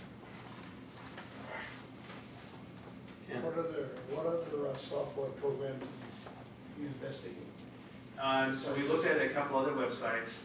Actually, the ADA compliance component of the final site is now starting to venture off into other web platforms as well. This one is embedded into the price of which we would be getting this site for on an annual fee. If we were to add it to the Blackboard site, it would be an additional $5,000+ put it in there. And then we don't have the newer Blackboard. It's the antiquated current site that we have now, not their newest offering. We currently use another web, as Andy spoke before, we had another service that would tell us what our ADA compliance was and highlight areas of deficiencies. That's where we found a lot of false errors, and it was very time consuming. So we're looking at a good 2 to 4 hours a week of just progress monitoring, and of that would probably only be maybe 15, 20 minutes of successful error correction, where the rest was just reading through code to see if it was something that was necessary. Any other comments or questions from me? No. All right, thank you. Now we're going to move on to item 19, talking about the funding and programming for SELPA. And that's also. So I know that the board had asked us to put the funding and the programming for our SELPA program on the agenda for a presentation. So this is just a brief preview to that. That presentation will actually be coming in November. So I wanted to let the board know, however, right now, what we are doing to prepare for that. Marion and I did go to the SELPA meeting, and we did have a presentation on their budget and the ins and outs of how the SELPA money funnels into the SELPA and then comes out to all the individual districts, the 14 districts who feed into the SELPA. What we have done with that is we've gone back to our school sites, Longden, Oak, and the high school, and we've looked at our programs that we serve, and more particularly the VI program. In looking at our VI program, in the conversation with the SELPA, we do have local authority to make decision on the programming. They give us general outlines or guidelines as what they would want in terms of administration, clerical staff, staffing, aides in those classrooms. So now it's incumbent upon us to go and review those programs as they currently exist on our campuses to see if we are putting in those expected guidelines or not. So we are currently going through the review. We've gone through Longden, we've met with Oak. Later on this week, I think Friday, we meet with the high school. And we will be looking at the courses that we offer, the teaching, the certificated staff, the classified staff, and the administrative components that we get inside of that funding to see if we can make or tailor that based on our needs. Sometimes your needs have grown above what the SELPA has created guidelines for. Sometimes your needs have dwindled and are less than what the guidelines have provided. In some cases, we found that our class size or our student accounts have dwindled downward from where they originally were. So we do believe that there lies some room in there to make some good critical decisions. So as we go through those evaluations, we will be bringing both the funding formulas from the SELPA. We will also be bringing forth the staffing formulas that we currently have in our programs, all the programs that we serve inside of our school districts, and then all of the students that we send outside to other SELPA programs around the region. And that will be coming in November. So I just wanted to give you a brief update on that. Thank you. Any comments or questions for Kim? Okay, just one comment, quick question or request. You're going to also add ESY information onto this. This is the extensive year costs and revenues as well. Yes, and we've already pulled those as well. Okay, moving on to item 20, positive behavior interventions and support, PBIS. Is that Kim also? That would be me also. So we have been working with our current director, Hannah Getty of Student Services, who is with us in the audience. And we started the initiative last year for PBIS across our campuses. PBIS is Positive Behavior Intervention and Support. We started phase 1. We are in a consortium with our LA County Office of Ed. Our elementary schools joined in that first wave. They went through training all last year. And there's a team of teachers and the principal who go and attend meetings at LACO as a cohort, and then they bring that information back. What it is we're really trying to focus on the health and wellness of students, and we are trying to make sure that we catch kids being good, and we try to celebrate the positives in their day, and we try to celebrate everything that they're doing right. And sometimes, just as adults, we tend to notice the things that people do wrong. And so PBIS is really the opposite of that. It's let's catch kids doing things well. Let's catch them in those moments when they made it, or they've understood it, or they've done something, good for someone else. And it's a different way of thinking about even the beginning strings of like discipline or corrective measures that we would want to put forward when students do something that isn't quite right. This year, under the guide of Hannah Getty, she is now going through phase 2, or the second phase with the elementary schools. In addition, our intermediate school has expressed interest of also joining in on the PBIS notion. So contract will be coming for board to approve not only the elementary schools going into the second phase of PBIS in that consortium partnership with LACO, but also adding in Oak Avenue into that consortium as well. We did talk to the high school group. At this time, the high school administrative team, counselors, signature teachers felt that they were doing many, many things across the school and interventions and different programs that are already in place, and didn't feel that they would want to join in on the consortium if they go to join PBIS. They do it, they just do it in a different way. And so they're going to evaluate that across this school year to see if they do need any tweaks or changes in their current programming for intervention for students. And then if they do, they would be more than welcome to join in on the consortium the following year. So this is normally through LACO, PBIS goes over a 7-year term where they give you 7 years of continued training. But districts can decide how far they are on that continuum. So if year 1, 2, and 3 are sufficient, they don't have to go 4, 5, 6, 7. So we really have some local control to see how quickly that is embedded in our school sites, what traction we're having across our school sites, and what impact it's going to have on our students and families. So it's just a brief synopsis of what we are, the initiatives that we have rolling forward from last year and then moving forward to this year. And we will continue to keep you informed. Okay, thank you. Any comments or questions for Jen? So a quick question about the consortium. So the schools that belong to this consortium, do they visit each other sites to see how it's implemented? We haven't visited other sites, but you can do action research services, to go to other school sites and see programs that are farther along in the process and get ideas or talk to staff and use it as a collaborative team. And every school site has a team of individuals who kind of lead the charge. These are the teachers who have a vested interest, they really have a passion, and they not only want to learn themselves, but they also want to bring it back and then teach their colleagues back at their school site. So even in the professional development days that we are starting to plan for the summer, we have started to talk to some of those teams to see if they want to now expand this to our other teachers inside of all of our classrooms. So we're going to use them not only to see other classrooms, but also then to teach our other teachers.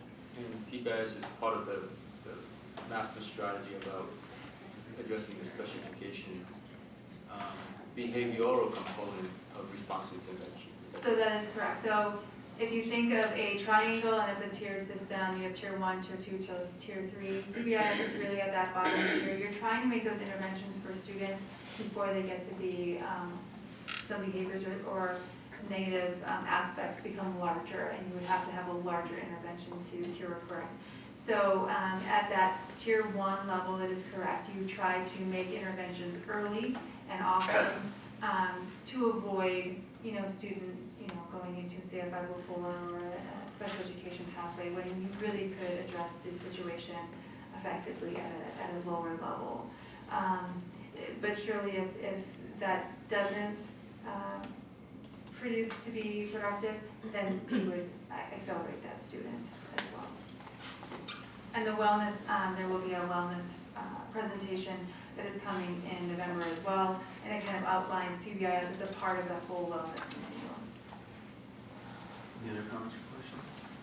I'll just make one quick comment. I liked your little tagline up front. You said PBIS is really trying to catch kids being good, and that says it a lot better for me than PBIS. All right, we'll move along to our discussion action portion of the agenda now, starting with item 21, which calls for a motion to approve the final website design and hosting. And I need a motion in a second. Okay, I'll make the motion to approve Motion from member Georgino. final site design website hosting. Yeah. A second from member Lynn. Any further discussion on that? We'll go ahead and call for a vote. Then all in favor, please say aye. Aye. The motion carries 5-0. Just the cost is already budgeted in the end. Yes, it is. Okay, we're moving on to item 22, which says discussion and action regarding proposal to share the Mission Playhouse. We're going to have a motion to discuss that possibility. In a second. I motion. Second. So we have a motion from member Espinoza, a second from member Lynn. I guess I'll kind of kick it off. We spent some time talking about this at our last meeting. And in the meantime, I've had several conversations with Dr. Fricker to try to get a better understanding about it. I keep on coming coming down to, I think there's a lot of questions. I want to support this. I'm thinking back, actually, I don't know how many people in this room remember a board member named Mike Palmer. And he used to say he had 3 criteria for approving any new program, and they were that, is it legal, is it good for the kids, and do we have the money somewhere? And that's kind of the criteria I'm basing this on. I'm not sure, based upon what I've heard, and I asked Dr. Fricker to put together a presentation, but I'm not sure if we can get by item number 1 tonight, but I would like to work to doing that. So Matt, we had a motion and a second. Do we have to vote on it to stop it? We're going to have a presentation discussion before we vote. I'll try to remember the 3. Is it legal? Is it good for kids? And do we have it budgeted? Yeah, we have money for it. Well, that our plays and our productions are definitely good for kids. I think they're good for the adults too, by the way. Okay, so what we did is we really tried to compile information. So I do apologize if the information is not 100% accurate, because all of the information doesn't normally, some of it is not generated from, say, the district office or the district reporting structures. So we tried to compile information as accurately as possible. So the first couple of slides, I'm just going to repeat the presentation that we had last board meeting, so I'm going to go a little bit quicker through these preliminary slides. Just the expense that we were given for, this is the holiday, the holiday performance, the dance performance, and the musical, that these are all taking place at the Mission Playhouse. And over the past several years, we were just given the estimated cost or the actual cost of what those the 3 distinct contracts, what those contracts cost.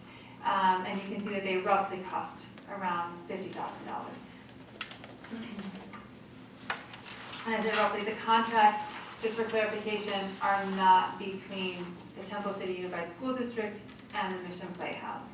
And I'll kind of get into why that is in a minute.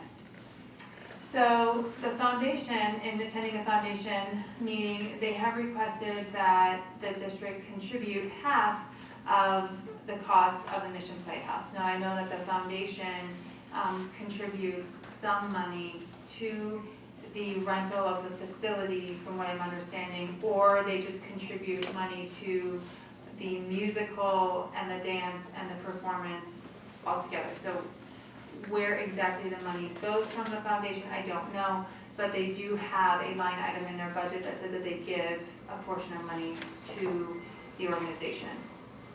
Anyway, however, long story short, our contribution of that, half of the cost of the contracts, would be roughly around $25,000. Now those costs will escalate a little bit, they may, we're not sure. So in our minds, it's like $25,000 to $30,000 would be the range of amount of money that they would be asking us for. Real quick on that point, my understanding was that whatever the cost was, the proposal from the foundation was to split evenly.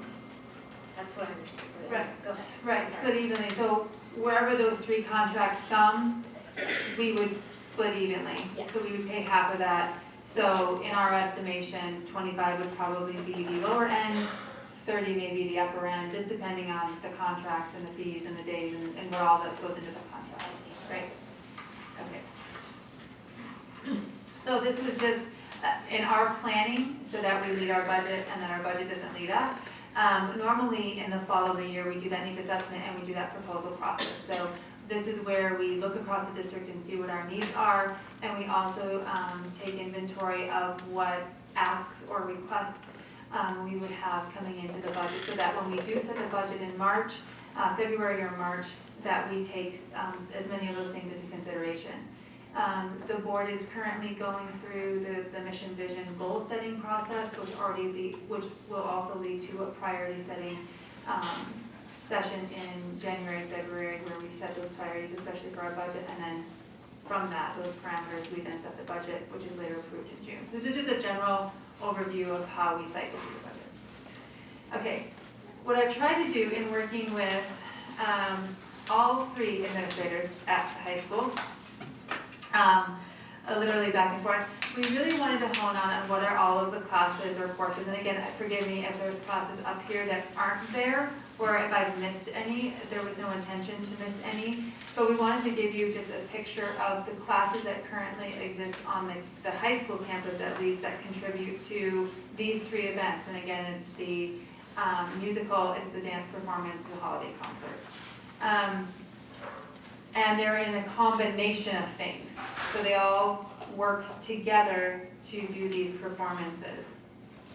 And as you can see, we have advanced drama, beginning drama, we have the Brighter Side Singers, Honors Orchestra, Advanced Orchestra, Symphonic Band, Choreo, and Dance. They're 2 separate things. The Pep Squad, Cheer, and then Art Film, and Advanced Art and Film. Now, I called them Dragon Flicks, but are these the right names? Okay, thank you. So we tried to identify also the number of sections, or the number of sections are the classes, the individual classes that our teachers teach, so you can quantify exactly how the foundation of the district support for the classes that we currently offer on the school campuses that would render credit. Current contribution from the district office. So in some of these cases, I'm not quite sure if I captured all of them, but we tried to capture and quantify some of the extra duty or extra pay assignments that these staff members get for putting on such productions. So we just wanted to quantify that for you. So the total that we currently pay in extra duty amounts would be around $13,400. So that would be in addition to their teacher's contract, their teacher's salary, benefits package, all of those types of things. Moving on. Okay, so I'm sorry for the small print, but there's a lot to say. So district-sponsored activities and then school-connected organization-sponsored activities. This is kind of where the first question gets a little gray.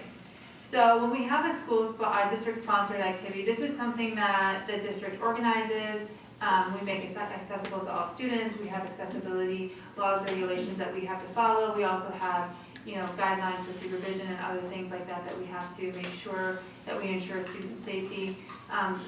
Not to say other organizations don't, just to say that we have to do these things.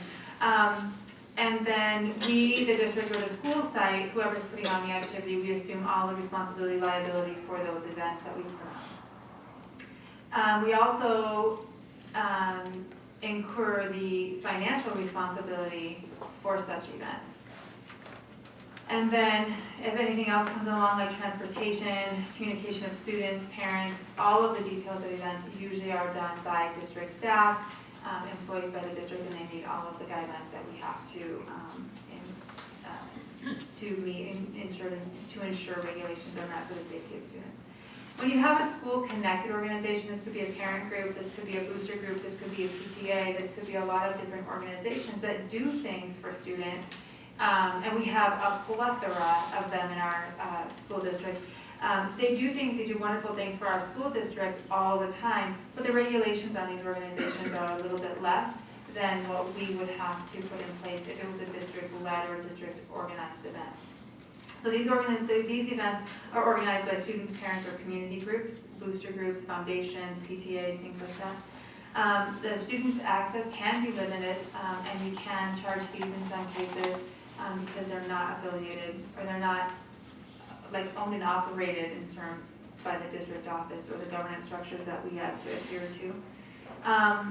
The district does have limited oversight and governance into those organizations. We oversee those organizations in making sure that we help them and we work in coordination and partnership with them, but we don't govern them in terms of telling what they can and cannot do. We don't have any oversight or governance into those organizations, and they have their own bylaws and things like that with which they operate. Parents and community groups assume then the responsibility, liability, financial funding, transportation, all of those things that go along with whatever the event is that they are coordinating or organizing. They could enter into contract with various organizations or service providers to perform their activity. And then, the school district, kind of like runs alongside, but we do not, you know, get overly involved in what they do or not do. So I hope that's sort of clear. No? I mean, it is, yeah. Okay. School-connected organizations, so in our board policy, 1, 2, 3, 0A and B, board policy and administrative regulations, there really is a requirement of an annual application for all of the parent organizations or school-connected organizations, and that again would be like your booster clubs, your foundations, things of that nature, that are riding alongside and assisting the school district, and many times these are your fundraising arms for the school district. According to the board policy, there's an annual application, and it would include all of the following information: name, organization, date, bylaws, rules with which they're going to own and operate their organization, rosters of the officers, and their contact information, and that's so that we can have, you know, if they need assistance, or if they need to contact us, or if they need to work with the district in any way, that we would know who they are and be happy to work with them. Also listed goals, objectives, tax ID number, proof of tax exemption, because they are a 501(c)(3) organization, which means they're a nonprofit organization. And then their bank financial accounting, which includes all income expenditures, fundraising efforts that they would be performing. Any tax returns that they file, because they do have to file a tax return. And then liability insurance certification, which they're all required to have and have covered. So this would be under our current board policy, and it was authorized in 2008, and then it was reiterated in 2015. So this would be your current administrative regulation and board policy governing school-connected organizations. So, moving on. In order to enter into contract, so under business and non-instructional operations, and that is your board policy 3312, it provides a provision that under the board's majority of votes, so the board really is the one who authorizes the issuance of contract and the approval of contract. But the board can authorize them through a majority of vote, a delegate to the superintendent or any other designee who would be eligible or applicable to sign contract. And then all of those contracts must be approved and ratified by the board. So in addition to that, we have board adopted resolution 1819-11, and that's just your annual certification of signatures. I know these are the normal things that we as a board go through to make sure that you authorize whomever you wish to be signatories on a contract on behalf of the Board of Education.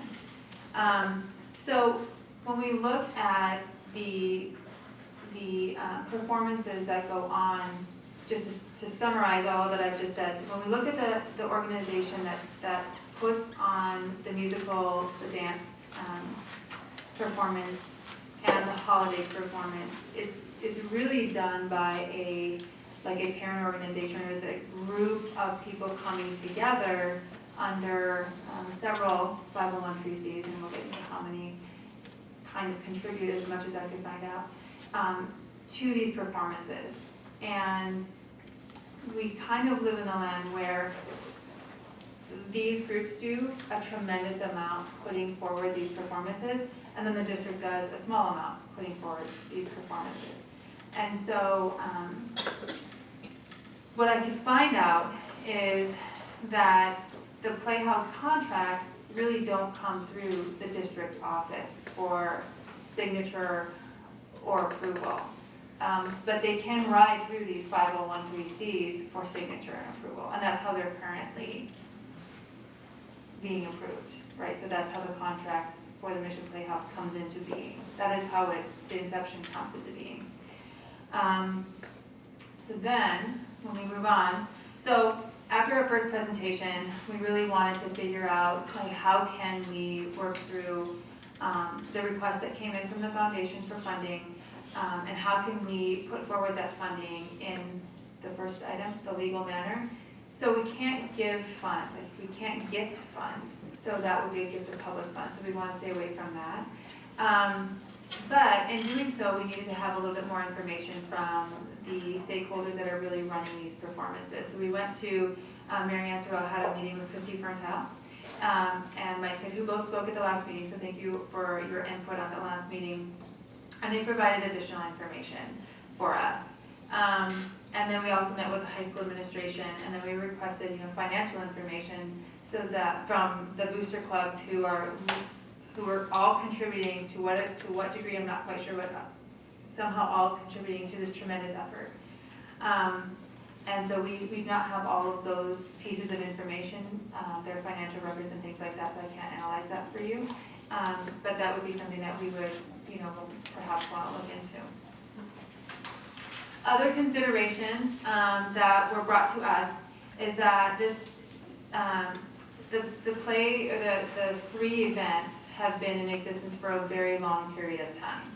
And so I think that this has come up in prior years to perhaps Superintendent, Board of Education, I'm not quite sure the venue, but it has come up to the district office, I will say, as a source of wanting to partner at a greater level. I think the current request, I don't know if that's a new request we've never heard as a board before from the foundation, but I do think that it is something to consider. If you ask me my viewpoint on the events that take place at the Mission Place, I think that this is exactly how the school district should integrate together to make an amazing performance happen. The only way that we can achieve such a great feat is by channeling our resources together and making everything work in coordination with each other. So I think it's real, if you go back to the beginning of the night when we recognize our CTE staff, I think one of the challenges of CTE is that they are these distinct, isolated, no offense to CTE teachers, I'm so sorry, I'm still in the room. Anyway, these distinct pathways, and it's really hard to keep them funded. It's really hard to keep investing in 6 different distinct pathways. And so when you see this integration that takes the talents of many of these different classes that we just saw, and you fuse them together, you can really produce an amazing product. And when you go to these performances, and they truly are amazing. But it's because you're channeling all of these resources and you're honing in all of these individual expertise areas and you're combining them to produce this wonderful thing. I think that the difficulty is, how do we do that in a way that we all get to contribute, but we all get to contribute in the way that we can. Gifting money to a foundation is much like the situation we had with, I don't know if you remember with Eileen last year when they were raising money inside of ASB and they really wanted to raise money and they wanted to give it to a charity, and it was heartbreaking to say you can't do that because you can't give the funds that way. It's a gift of public funds, so you can't do that. But surely in taking the time to research the whole of this program and all the ins and outs, I think that we could find a way. I just don't know exactly what that is right now, so I couldn't make recommendation to the board one way or the other. Because the other considerations are, this is a long-standing problem, or there's a long-standing need, let me just say it that way. And we recognize that, and I totally hear that and understand what that is for the staff and all of the volunteer individuals and community members who participate in the play. Students in the performances, we do have participation donations, just much like our athletic programs have participation donations. There are parts of our organization where, so for the athletic teams, we don't provide all the funding for everything that those athletic teams need to produce their product either. And they ask for participation donations as well. They have booster clubs or the other fundraising arms attached to them to help them produce their product. And then finally, this is just an estimate too from the school's foundation of what they actually contribute to the 3, the winter concert, the dance, and the musical. These are the amounts that they contribute as well. from what we can tell. And then we also have the Thursday Performance Day, where students across our district get to go see the performance at the San Gabriel Mission during the school day. And then they do pay a cover fee of $10 for the cost of the busing that takes them over to the San Gabriel Mission to watch the play. Seats are limited though, so not all of our students get to attend in all of the grade ranges. So that is the majority of the information that I could amass and try to find and bring to the board's attention for consideration. If there is additional information out there, I don't know all of what that is or how to represent that to the Board of Education for consideration. Yeah, I did want to say something. So I feel like this is just a matter of finding a way to contract with the Mission Playhouse, maybe in partnership with the foundation or something. There's a solution to that so that a contract does come through the district. The question is the district wanting to take that on? And I'm not clear, thank you for the presentation, I'm just not clear as to what your position is on that. That's one thing. The other thing that's odd to me is, because I'm simplifying things, so I apologize if I'm oversimplifying, but it kind of sounds like we pay the instructors to put on these performances, but we don't give them the tools and resources they need, some of the basics, a place to conduct their work.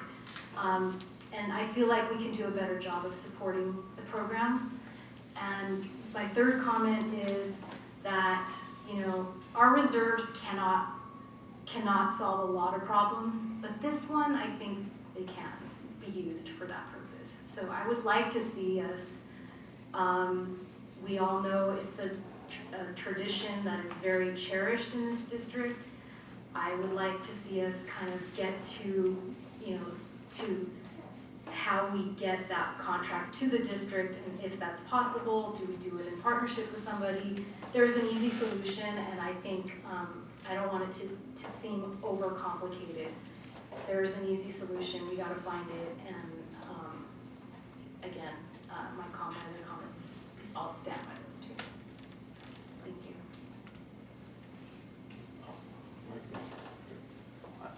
I'll respond to that. I would love for us to be able to support this. You use the word easy, and I think that's the whole problem. There's not an easy solution. Doesn't mean we can't find a way, but right now I personally don't think it's there. And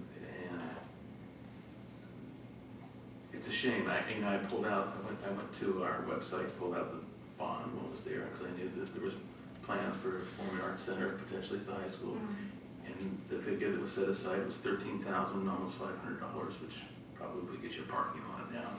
But the irony is we could spend $13 million building a performing arts center, but we can't find an easy way to give support on an annual basis to a program that's outside our district.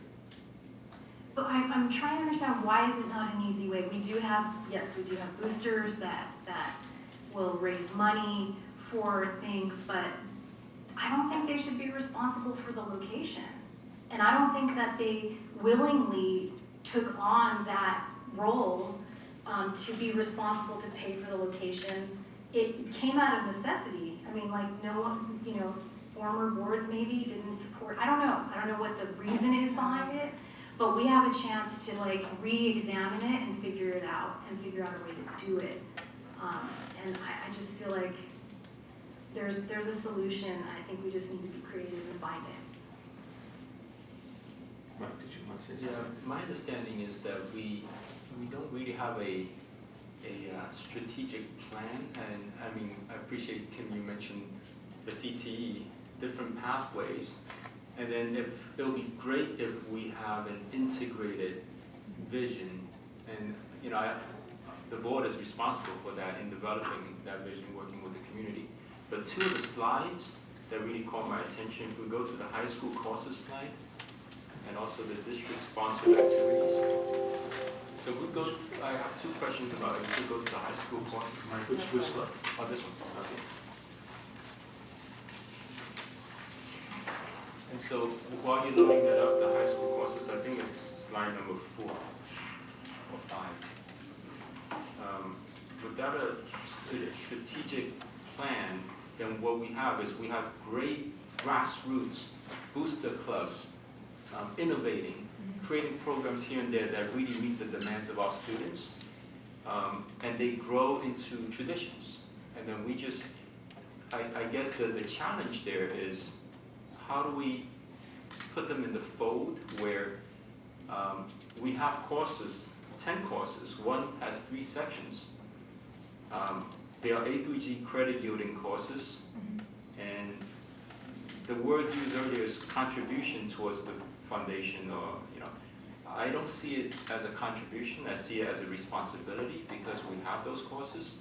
And not only is it a responsibility, our students that participate in these courses, in the holiday dance musical events, they're required to participate in those courses in order to earn a grade in those.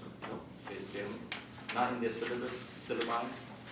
I have not read their syllabi, although I pulled them for that exact reason, but the curriculum and the instruction that would be run inside of these courses would not necessarily, Brad Code, require you to participate in the extracurricular activities in order to issue grade for these courses.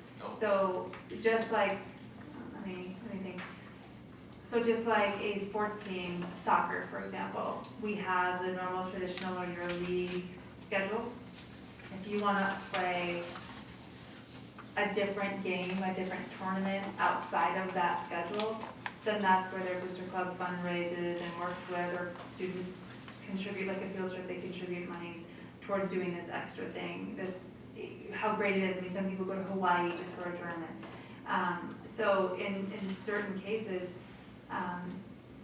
the participation within your curriculum and instruction, that sequence is one thing, but then if you do other things that grow beyond that, then it's a different thing. So the holiday dance and the musical are more Not all students in these classes participate, from my understanding, in all of those events. But they all show I up. don't know though for sure, but that's just what I've heard or have been able to glean from talking to the administration and having an understanding of what the course requirements are, and then what the extra things that they would be, because not all of them participate in. And just because I have children in the district, and they have participated in these programs, I know that they do get graded for their participation in these programs. Anyway, 2 slides forward, there's another slide called district-sponsored activities versus school-connected organizations. I'm taking that the first half is to the left, the other half is to the right. Right. My understanding in reading this is that the left side is much more restricted than the right side. The right side provides so much more flexibility because we have the 501c3s and the booster clubs. They're not bounded by, compliance that we have to be, we have to comply with. So I could see the innovation happens when there is more flexibility. The question I think that we are faced with as a board is, do we put these activities into the fold of the district and therefore subject them to the restrictions that we have to comply with? That's really, I think, one of the underlying questions. It would be very much like Grad Night does a tremendous production. They transform the high school into this magical place that you would not even know that you were in that area, that senior center area of the high school and even beyond, that is a school-connected organization that complies with, you're right, the left side, so they have a lesser restriction, a lesser governance structure than what we do. We as a district couldn't do what Grad Night does. And so in talking with the organizers of Grad Night, I told them that. I said, there's no way, it's not that the district wants to take it back, we can't. Because everything would go into that left column, like we would have to have that level of governance in order to do that, where they don't. And so that is an example of a school-connected organization. In addition, I forgot to mention them earlier, so sorry. And no slight there, but that's a beautiful example of a school-connected organization that puts on this large production for our students, but we, the district, don't have any affiliation with it. Like, we don't contribute to it, and they generate, I don't even know how much they generate towards that effort, but it has to be a lot. Do you have any examples of where an event was co-sponsored officially by both sides of both columns? I think that you can, I think that's the thought process here, is that for many years, it's kind of lived together, but separate, which brings up the difficulty in it. And going back to your comment about there has to be a way to work with the foundation. The foundation doesn't go into contract with the Mission Playhouse either. And maybe that's don't. what needs to change, like what if that's the thing that needs to change? But it'd still be a separate organization. And it would still be a gift of fund to the organization, because the organization is a nonprofit fundraising agency. And it would be the same situation that we had with Violin last year. They rose money, it was sitting in an ASB account, which is much like a district account. And then they wanted to give it to this charity, and they couldn't. And so, because you can't give a gift of public funds. So the foundation's asking us for the donation to them. Oh, yeah, no. And so I can't make a donation. Yeah. I mean, we cannot make a donation to them. Yeah. And that's what I was saying last time, like, I don't have the mechanism for payment. Like, we can pay contract, we can pay service, we can pay a lot of different things. I mean, we can help, with our staff on, extra pay assignments or whatever those components are to help our staff, who are obviously volunteering a tremendous amount of their time to make these things happen. But I don't have it's the mechanism, that's the problem. So in other districts, school districts, the booster clubs, they will have their board meetings, and the site administrator, the school that benefits from those booster clubs, the site administrator will sit on those boards, but they don't have a vote. They're not They voting cannot have a member, vote. correct. They advise, and the advice that they provide will be, the monies raised will go to the school district, allocated for that site. Correct. So the administrator's role at the school site would basically comply with state law, district policies, Right. et cetera. So the restrictions are there. The booster clubs, they usually don't go out and lease a space unless it's a separate event, a fundraiser, maybe, maybe the site administrator or the district administrator, they serve on advisory roles but non-voting roles. Correct. So that is the partnership that usually exists between the district. And I think that's an agency. important point in that traditional model. You have booster clubs, foundations, those are fundraising arms that can go fundraise for the school or for the district as a whole or for programs. It doesn't matter. However, they go and they can, under their bylaws and compliance measures, fundraise that money that is put into the district account and then channeled back to school sites or channeled back to the program of which the money was originally fundraised for. So we also have the obligation on the district side, so if other groups are fundraising, we have and they're giving us that money, we have the obligation of making sure that we are compliant with how they generated those funds. And that those funds are channeled, and we have to show that those funds are channeled for whatever they originated the funds for. So if That's normally the way it goes. if the district did enter into the contract with the Mission Playhouse and the foundation gifted our organization $25,000 or half of the cost, is that the mechanism that would allow this to be, So we can go into contract with the Mission Playhouse, and then we could issue payment. In the last meeting, when we talked to Christy Ferntile, you also have Ticketmaster riding alongside that contract, where it's generating funds. it's a profit mechanism that's attached to that contract. I don't know how it's attached, I have not read the fine print of the contract to understand that, but somehow the rental of the facility is attached to Ticketmaster, which is soliciting funds from patrons who are coming to see the productions, and that is a profit mechanism, and we're a nonprofit. And also, isn't it fair to say, though, that if we created that kind of situation, the district would have to then basically control the production because it would have to be incorporated into the curriculum? We would also have to assume all the liability for the rental of the facility and the safeguards that go with it, yes.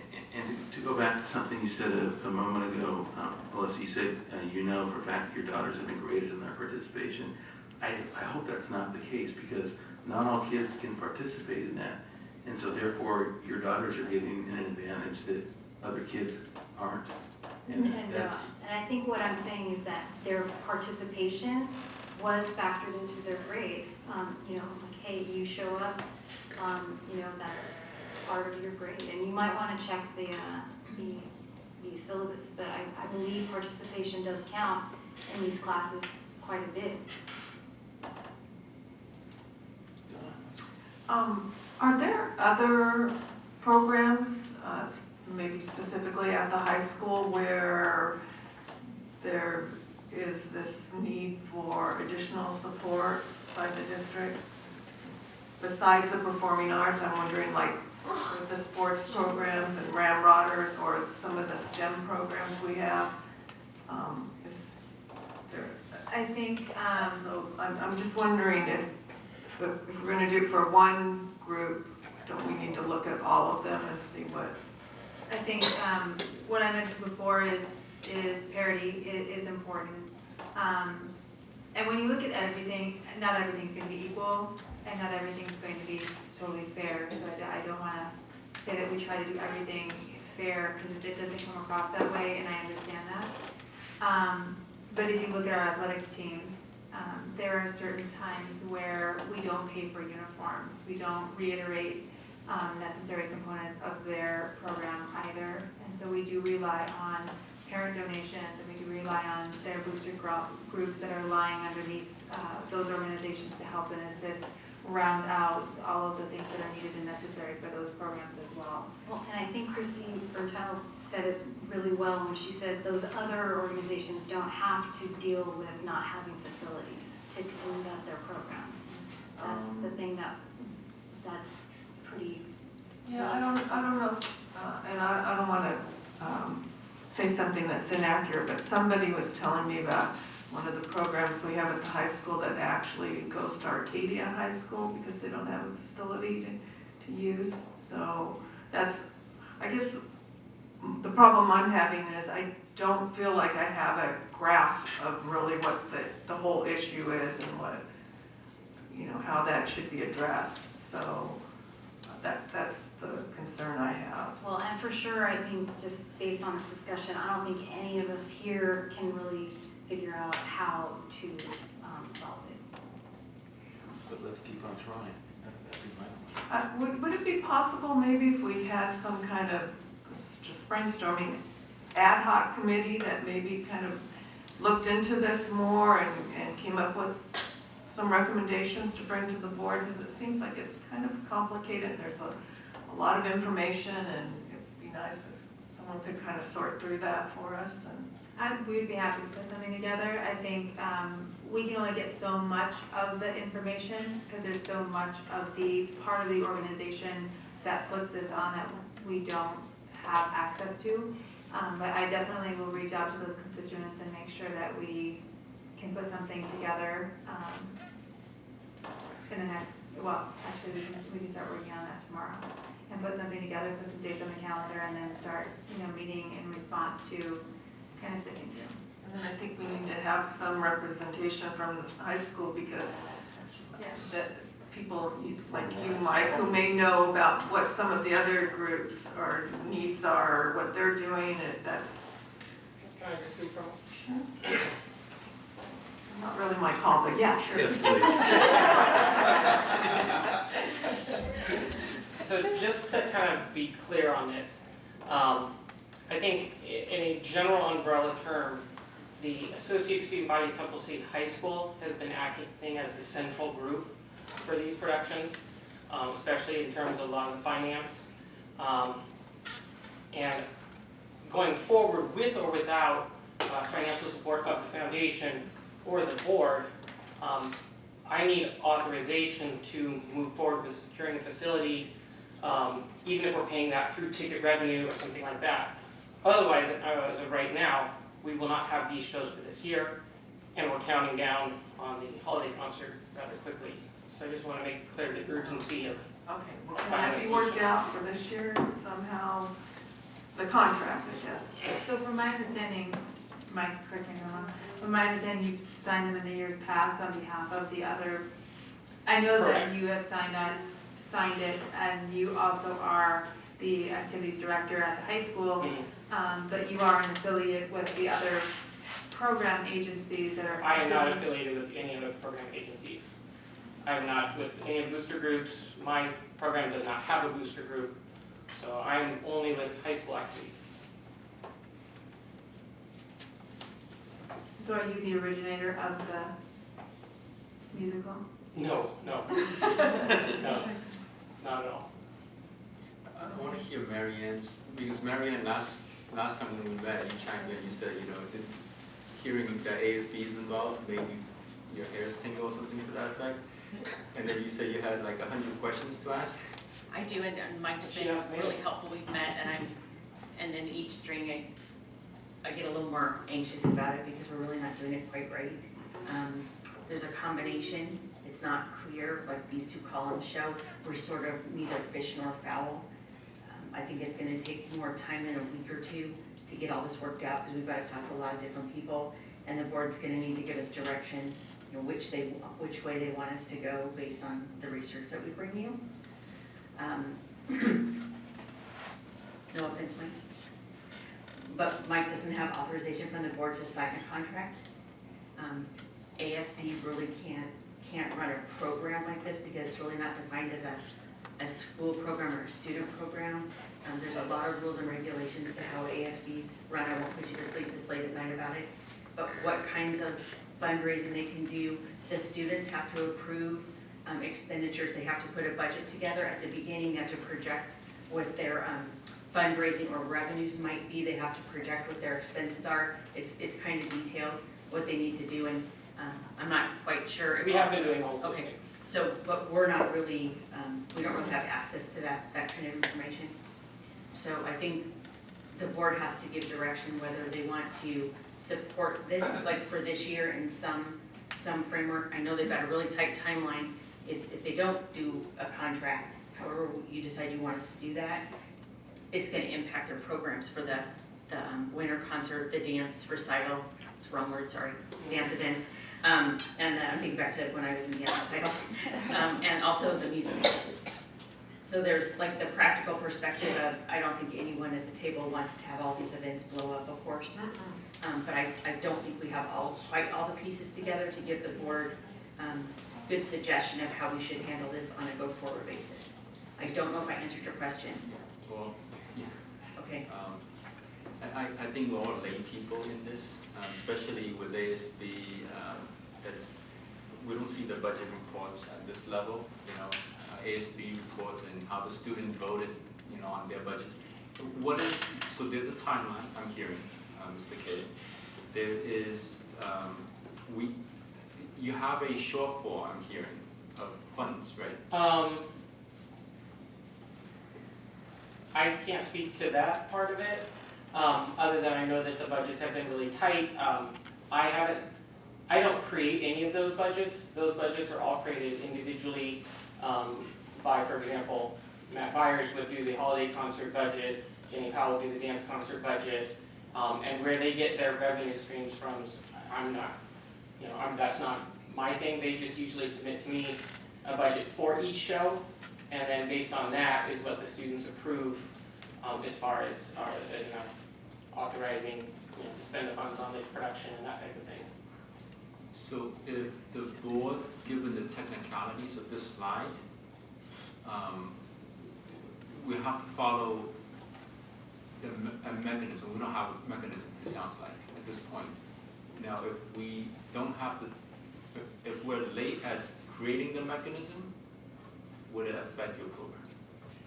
As of right now, we do not have a signed contract with the city of San Gabriel for use of the auditorium. And they're holding that date, but at the same time, you know, they might choose not to honor that date. But I would think they would need probably at least 30 days, because I think their payments are due within that amount of time, you know, for use of the space. So basically, I need a contract from the board allowing to use the space, even if we're paying it with, you know, ASB funds or paying it with show revenues, so that we can make sure we have that space secured for this year. So what we could do is, tomorrow, Marianne and I could have conversation, I guess with your approval, with the Mission Playhouse. The contract would have to be in the name of Temple City Unified School District, or I would sign it. And then we would have to run through the mechanism that it would go through the district. That would be the mechanism that we could do to pay for it. Not pay for it in total, but the mechanism where it is actually a legal method of payment. And all the fundraisers would be done as a donation to the school district later, right? That makes sense. And we would have to have conversation, I don't know where the other budgets are originating from that you're mentioning. Right.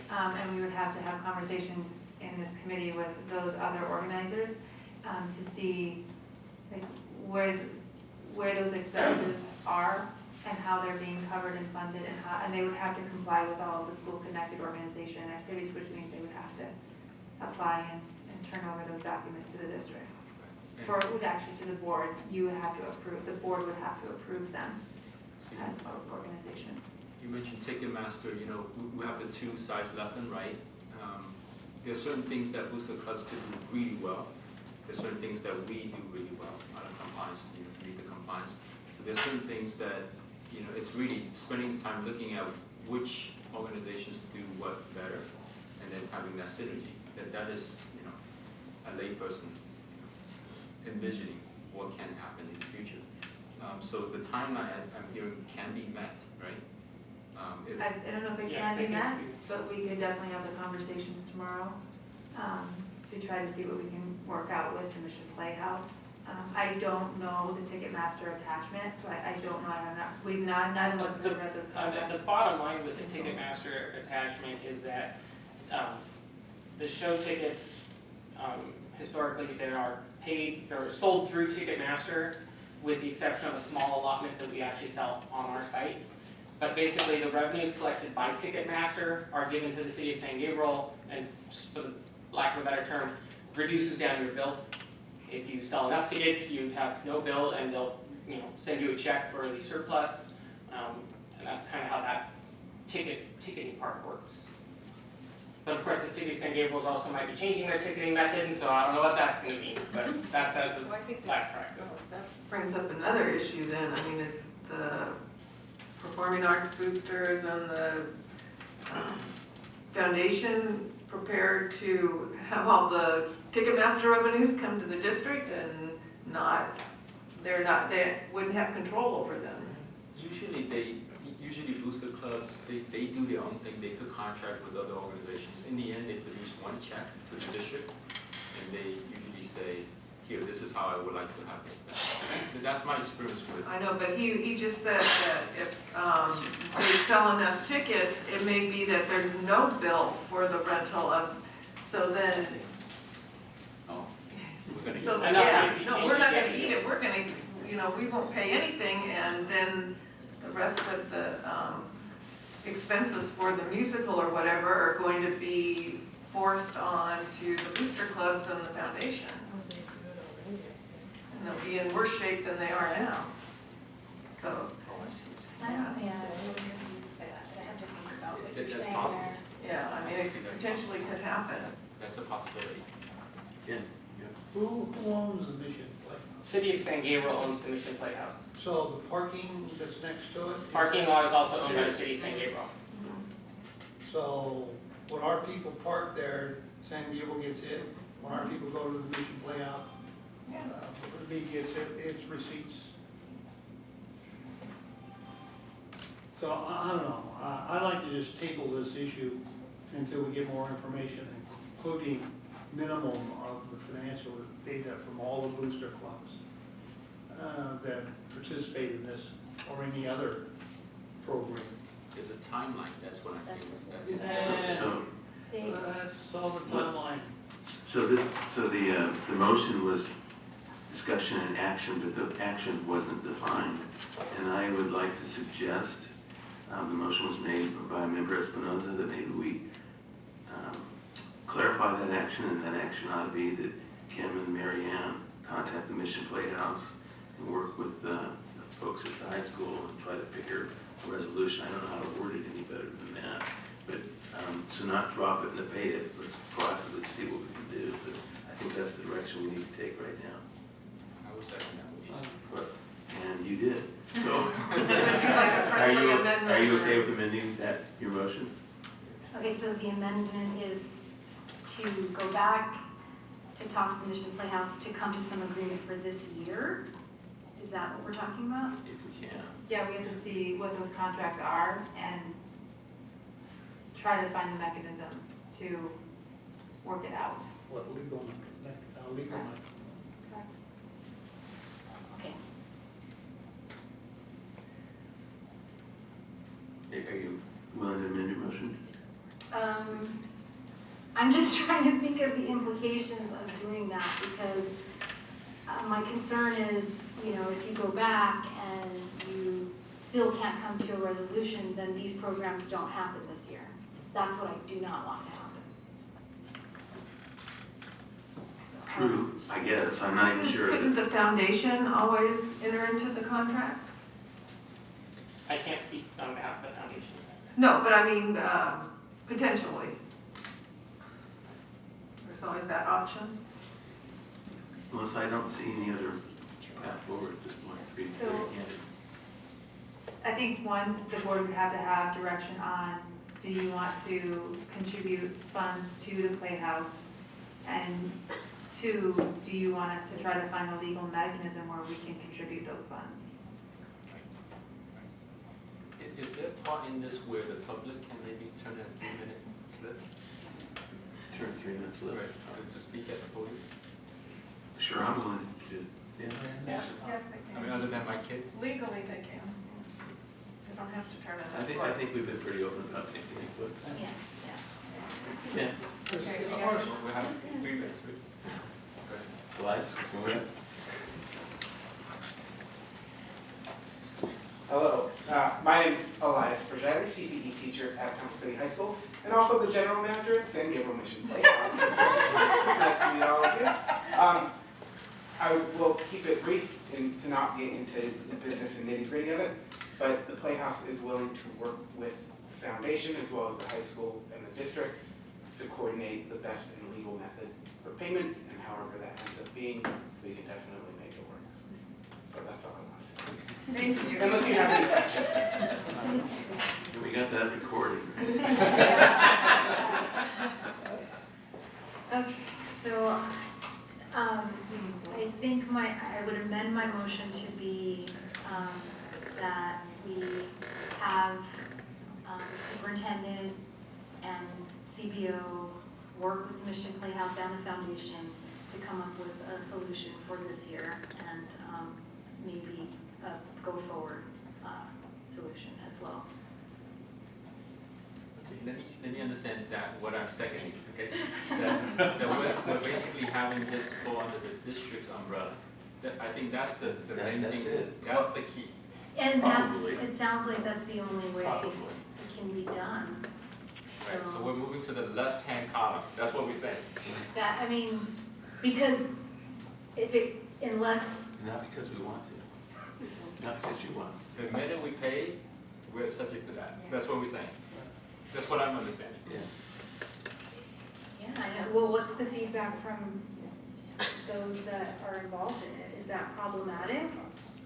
I'll be honest, the way I have been operating within ASB is in the left-hand column with all of my ASB activities.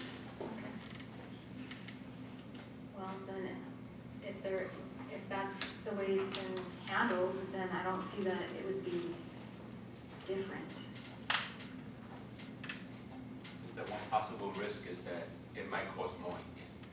That's the part I don't understand. It might cost more. End up costing more in the long run It might backfire. to the booster groups. But how Just does for that- clarification, it wouldn't be an ASB activity any longer. It's a district activity. Restrictions cost money. So we would have to own and operate all of the financial sector.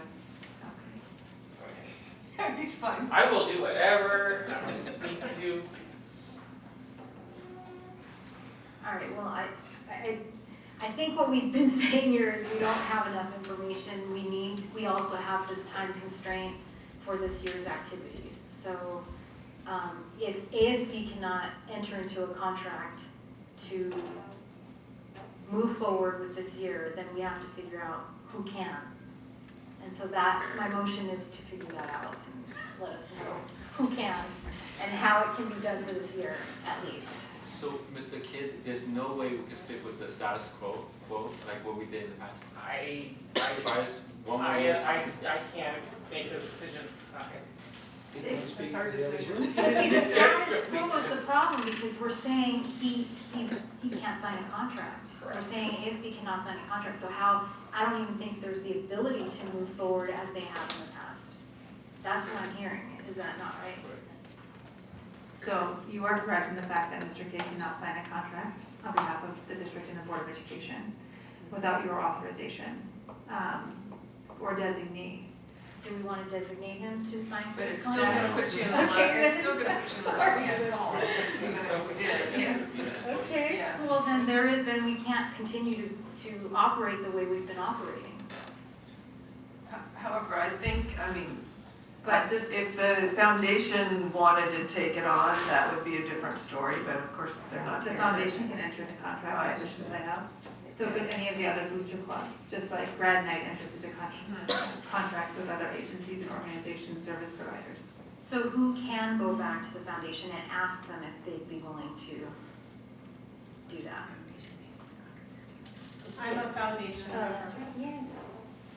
I'm a board member of the foundation, so I can go back to my board and talk to them about this. That's why I'm sitting here tonight.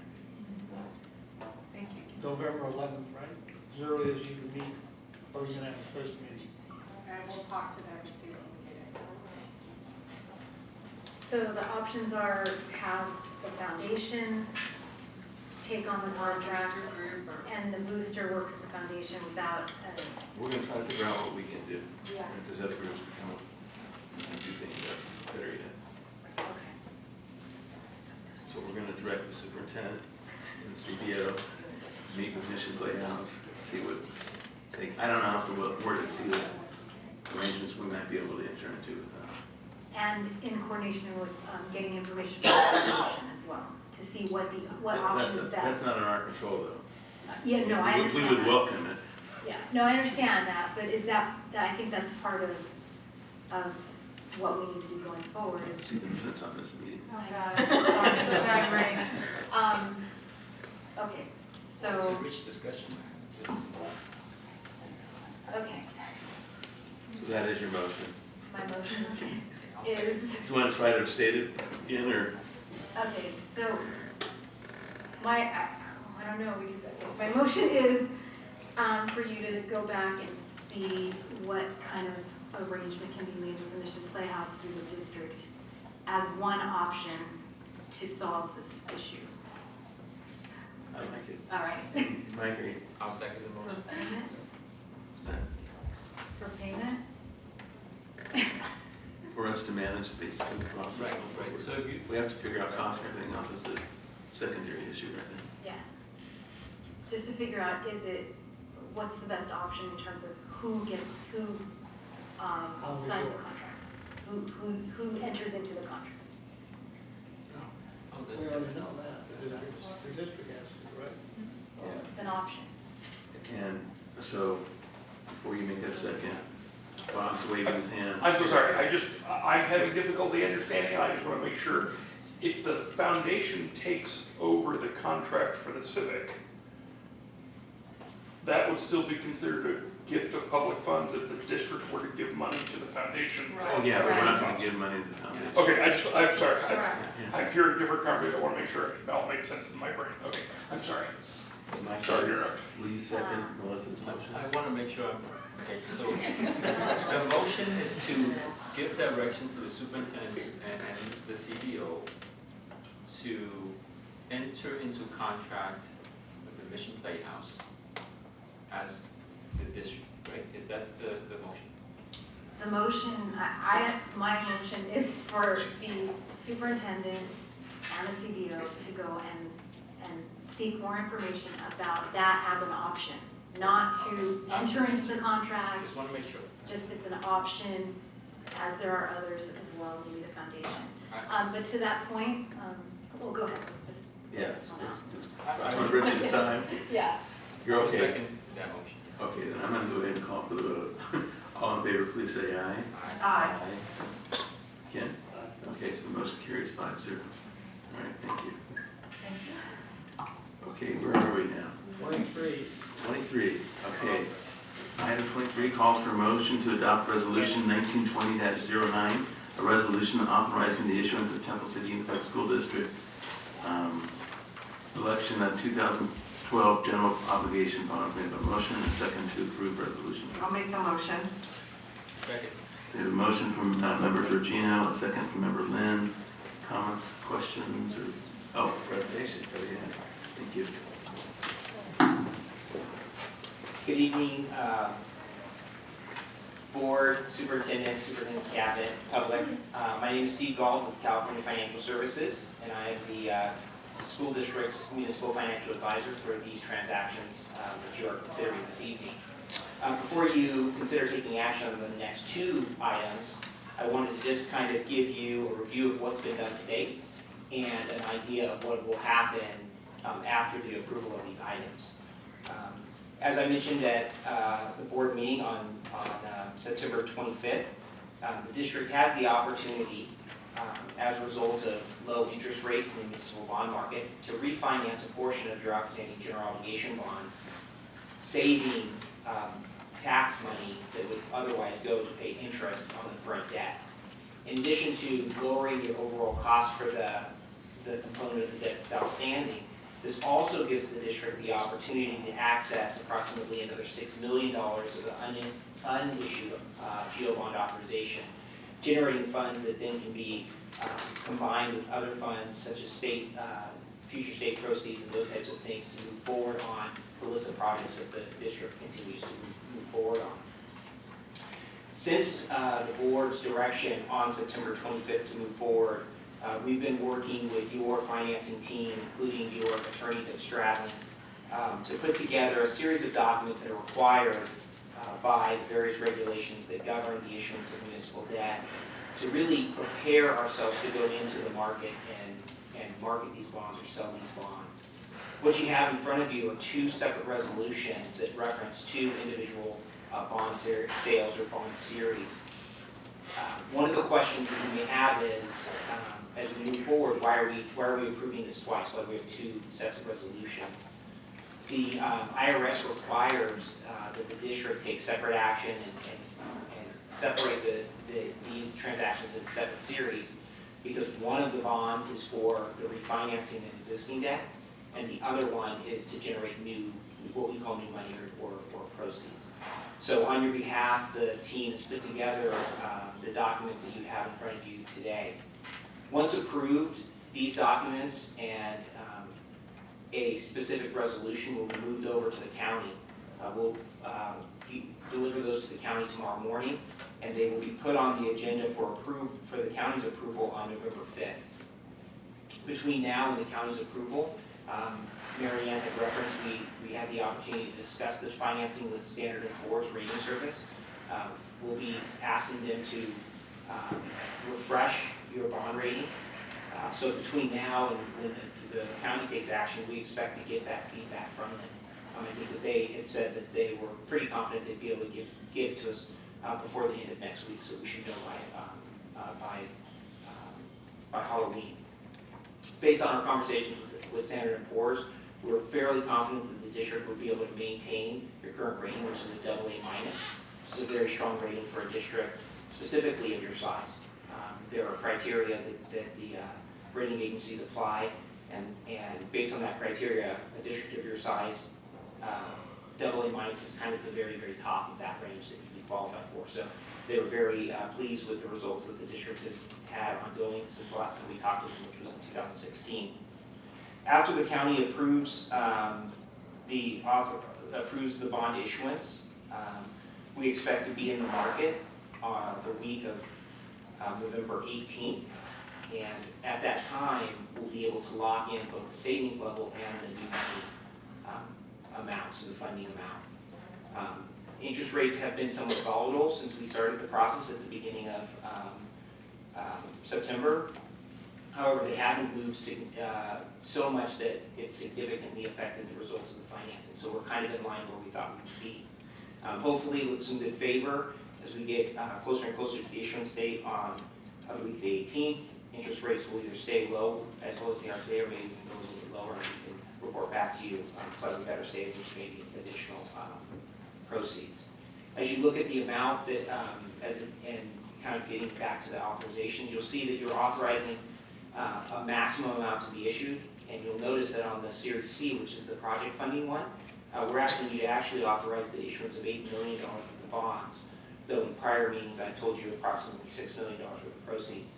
We're asking you to authorize enough room in the resolutions that if interest rates go much further and we can generate additional bond funds using basically the same debt service or annual payment schedule, that we'll have the ability to do that without having to come back and get additional authorization. So it's kind of, we've given ourselves enough room for interest rates to come in a little bit and be able to deliver more bond proceeds. So if you have any questions, I'm here for questions. If not, I think district staff recommendation is for the approval of both of the authorizing resolutions. And I know sometime this evening, Mary Ann's going to have a packet of information and get some signatures for you so we can get that information to the county first thing tomorrow morning, which is the deadline for that November 5th meeting. Any comments or questions on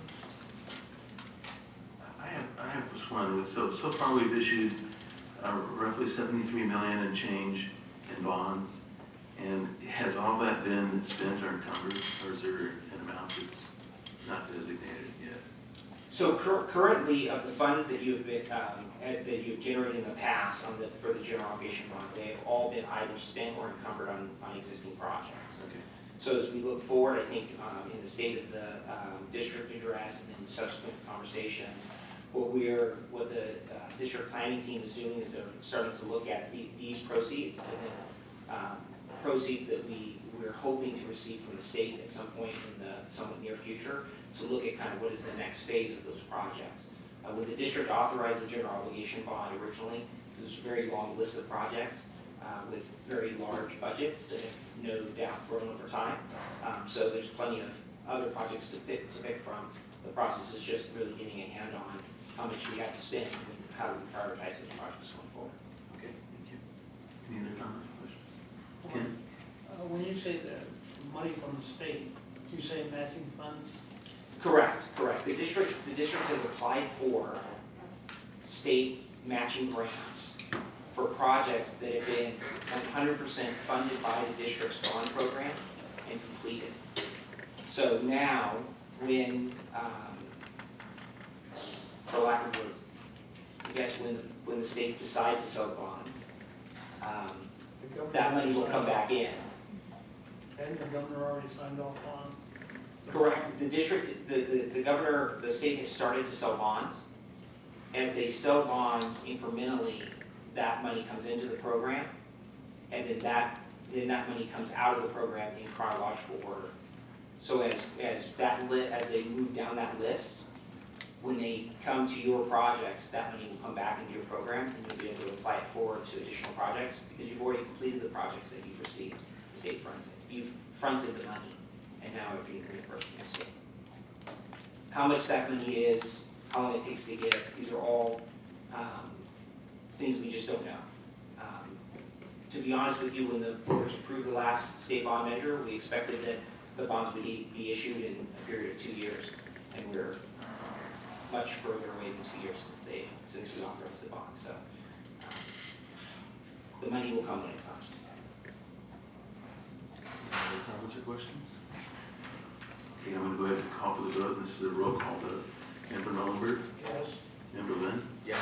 Member Georgina? Yes. Member Espinoza? Yes. And I am a yes as well, so motion carries unanimous, 5-0. Okay, we're moving on now to item 24, which calls for a motion to adopt resolution 1920-10, a resolution authorizing the issuance of Temple City Unified School District 2019 general obligation refunding bonds. This is an additional issuance. I have a motion and a second, please. I'll make the motion. Second. So we have a motion from member Georgina and a second from member Lynn. Anything you want to add to your presentation? Another Nope. 21. So this is another $21 million. Correct. This is the portion of the, as we move forward to sell the bonds, we're going to be selling bonds that do two separate things. One set of bonds is going to be refinancing the existing debt. That's what you're approving in the second resolution. The first resolution was to approve the project bonds, the new money, or the ones that will generate the funds.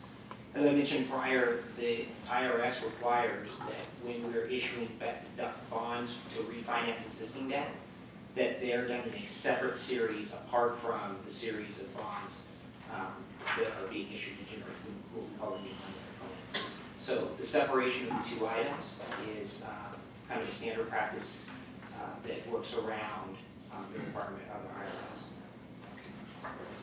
And so assuming we are successful in refinancing current bonds and earning $8 million plus the 21, we'll have $29 million to figure out how to spend. No. No. The 21 million. The 21 million will be simply going to refinance existing debt. So you will be, the 21, that's actually a really good question. 21 million will be issued, and the proceeds from that 21 million will be utilized to repay a portion of your outstanding debt. The net benefit of that will be a lower annual debt service on that existing debt. By lowering that debt service, we're creating additional space under the tax target to generate the other $6 million. Okay, I understand. So the 21 million is going towards the 79 million. Correct. That we have outstanding. Yeah, there's slightly over $20 million of outstanding debt that has been identified as having interest rates in excess of the current market. So think like with your a mortgage on your house, you have a $1,000 mortgage payment a month. You refinance your house, your existing mortgage payment would drop to $950. You pull out a few dollars to redo the driveway. Now your payment's back at $1,000. That's kind of like what we're doing here. And this follows the same timeline? Correct. November 18th, lock in? Correct. We'll be interest doesn't shoot up by then. correct. We'll be pricing or marketing the bonds, locking in the interest rates on the same day for both transactions. I understood that you guys are somebody's gonna buy the whole lot of bonds and then market them separately. Is that you guys? That is not our role. Our role in the transaction as your financial advisor is to act as your fiduciary as we work through this process. The entity that will buy the bonds or help us coordinate with individual investors is Raymond James. They're an investment bank. They're the ones who will allow us to sell the bonds to a single entity, and then they will disaggregate or they'll break up that bond issuance to individual investors. Any further comments or questions? Can we go ahead and call for the vote, because this is a resolution. This will also be a roll call vote. Member Nollenberg? Yes. Member Lynn? Yes. Member Georgina? Yes. Member Espinoza? Yes. And I'm a yes as well, so it carries 5-0. Thank you. And then I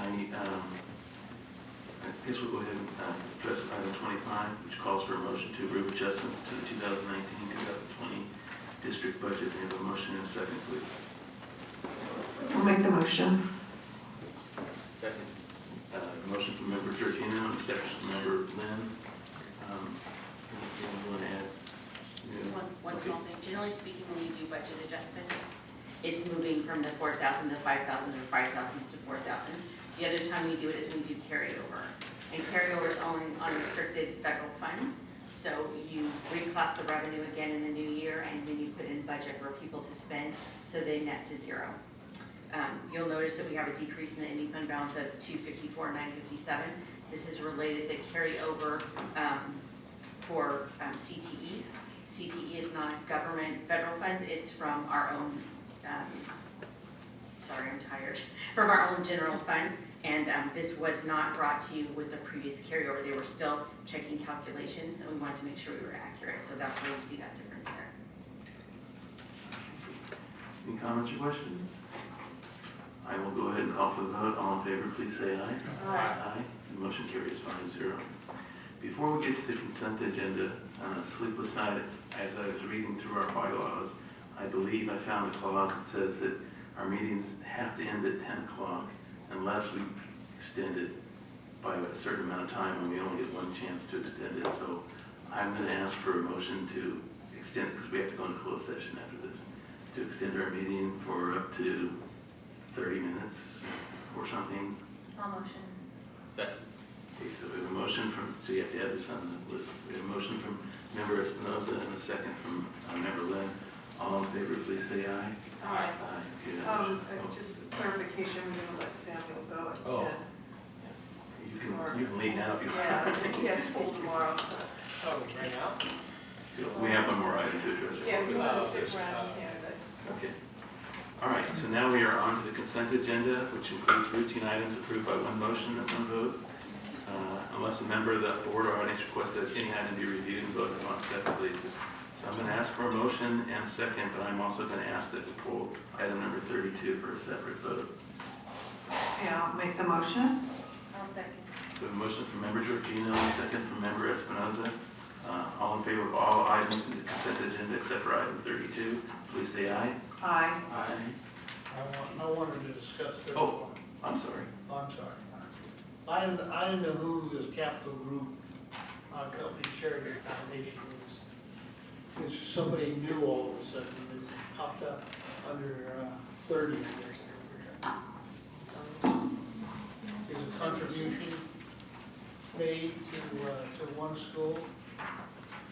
Those are donations. Yeah, but I just kind of wonder who the Capital Group Corporation Charity Foundation is, and how many other charity foundations we have. It's someone that made a donation to Emperor, so it could have been a parent's employer, it could have been. It's an outside organization. Free money. Okay. Yes. The motion was member Georgino, second from member Lynn. And because Kim asked this question, I realized I made an error. I wanted to pull item 31, not 32, for a separate vote.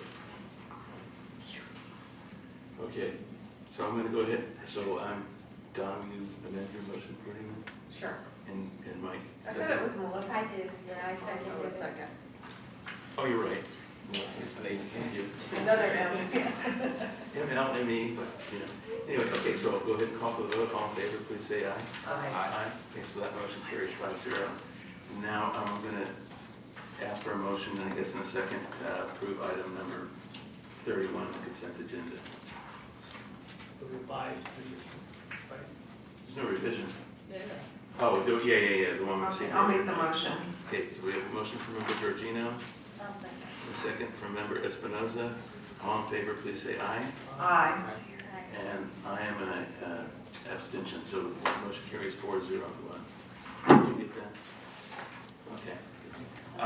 Before I forget, what little audience we have left, at the close of our last meeting, Jerry Chambazian asked that we close this meeting in honor of, now I have to find this. Chuck Meisner.